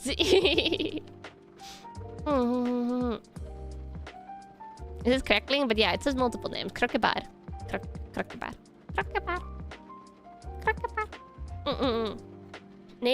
Being named rockberries make it sound hard to eat. I think it's because of the way it grows. So, crowberries grows on a kind of needle-like plant. Like it has what looks like little pine needles, like tiny, softer pine needles on a tendril-like plant, I want to say. And it grows, like it's not uncommon for it to grow on rocky ground, like mountain sides and stuff like that, which is why I'm guessing it's called rockberry in English. Now that you know it's called a crowberry, how does that help you with the teaser art? Oh, it doesn't help you with the teaser art, it just helps you identify which berry you were eating, Couples. I didn't say it was going to help you with anything, I just said you're not eating a blueberry. And if you wanted to know which berry you were eating, you had to figure it out. I never said it was going to help solve a mystery or anything, bruh.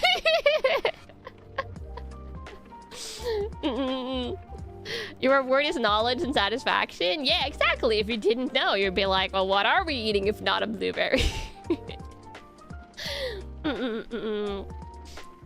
You want a refund? Hey, that took you like barely an effort, Camels. I'm not telling you what the birthday merch is based on you guys just guessing one berry correctly. You gotta work harder than that, Camels, which is, by work harder, I mean you gotta wait until September 15th. Why is Kanna poisoning you with mystery berries? Now you know you're safe. Yeah, now you know you're eating an edible berry. It took the combined might of Camels to figure it out. That's a lot of work. You worked very hard and I'm proud of you, Camels. But you still gotta wait. You still gotta wait. I believe you can wait. You're already waiting as fast as you can. Could you wait faster? Invent time travel? But then you would miss all the streams that would happen between now and the birthday. Will not be satisfied with pride. Is this the reason they say that pride goeth before fall? Come on. You gotta be satisfied with the pride. Because if you're not satisfied with that, then a fall comes afterwards. Yeah. You still think it was a silica berry? No silica comes. No silica. Yeah. You would need to increase the gravity for time to move faster, but not 100% impossible. Oh yeah, they did a time slow episode there was a time slow episode in Stargate that was among one of the more recent ones I watched. There is so much science shenanigans in Stargate. Again, Kamos, watch Stargate. SG1. Watch it. I recommend. This is me every time I watch a show I like, Kamos. I'm just like, have you heard about this amazing show, Kamos? I think you should be watching this show that I'm watching so I can talk about it to an annoying degree. Yeah. Viking Kanna recommends. Yeah. I mean, there's Vikings in Stargate. You wouldn't expect that, but there is. So Thor the Viking perhaps looks a little bit different than you might think. But that is a spoiler that we won't talk about until more Camels have watched Stargate. It's too early for the Gremlin voice, but it's end of stream. So I can talk in Gremlin voice. You're intrigued? Yes. Become intrigued and then watch Stargate. Become more intrigued. A lot of mythology in Stargate as well. Though, not all mythology stuff is necessarily good. Thor from Marvel? No, Thor from mythology. Yeah. But, Kamal, since I'm rounding off, let me find someone to raid. I will, of course, be back tomorrow with Super Mario Galaxy 2. But today, we'll be raiding someone that is live. Because that is how raids work. Bum bum bum bum bum bum bum bum bum bum bum bum.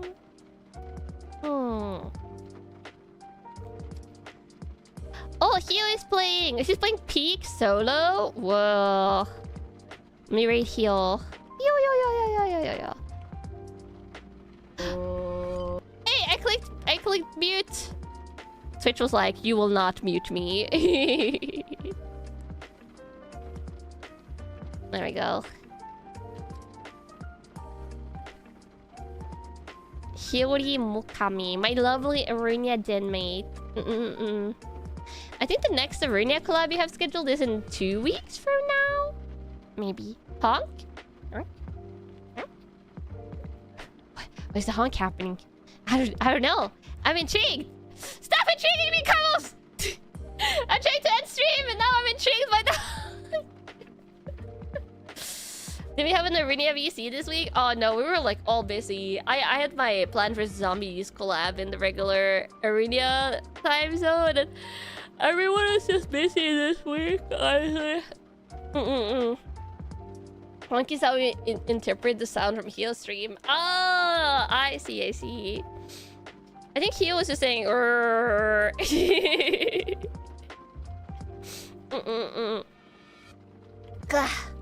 But again, Kamos, I will be back tomorrow. Also, I was squishing a plushie for a lot of the stream. It wasn't a hand cam today, so you guys couldn't see, but plushies have been squished.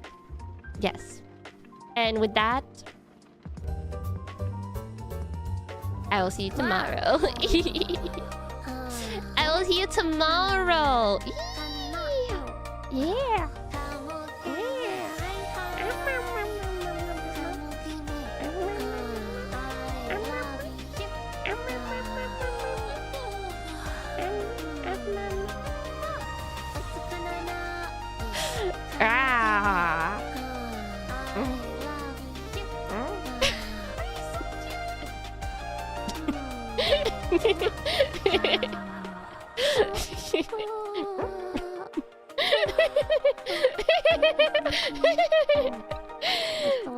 I love you, Carlos. Tomorrow. Tomorrow. Yeah. I love you, Carlos. No, you got. I should mind that I spent extra time messing around and not ending stream.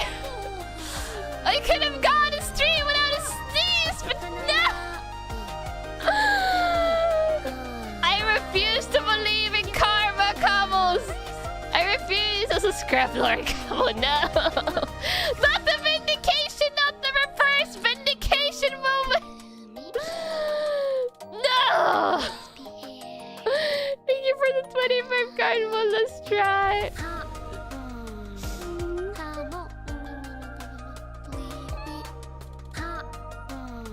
Wait.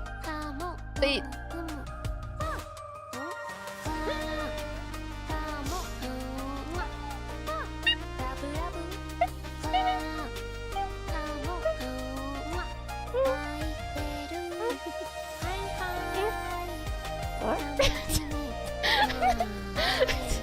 I like when you're ring too much. It's making me too happy. It's making me too happy. Okay, now I really got. Okay, I need to this again. Crocodile tear.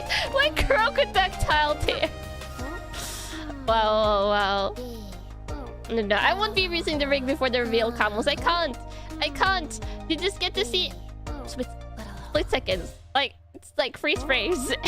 It's like a phone call, but it's breaking up. It's breaking up, camels. Like the stream that's breaking up because it's ending. I will see you tomorrow. I love you, camels. Super Mario. Yes. Lumas.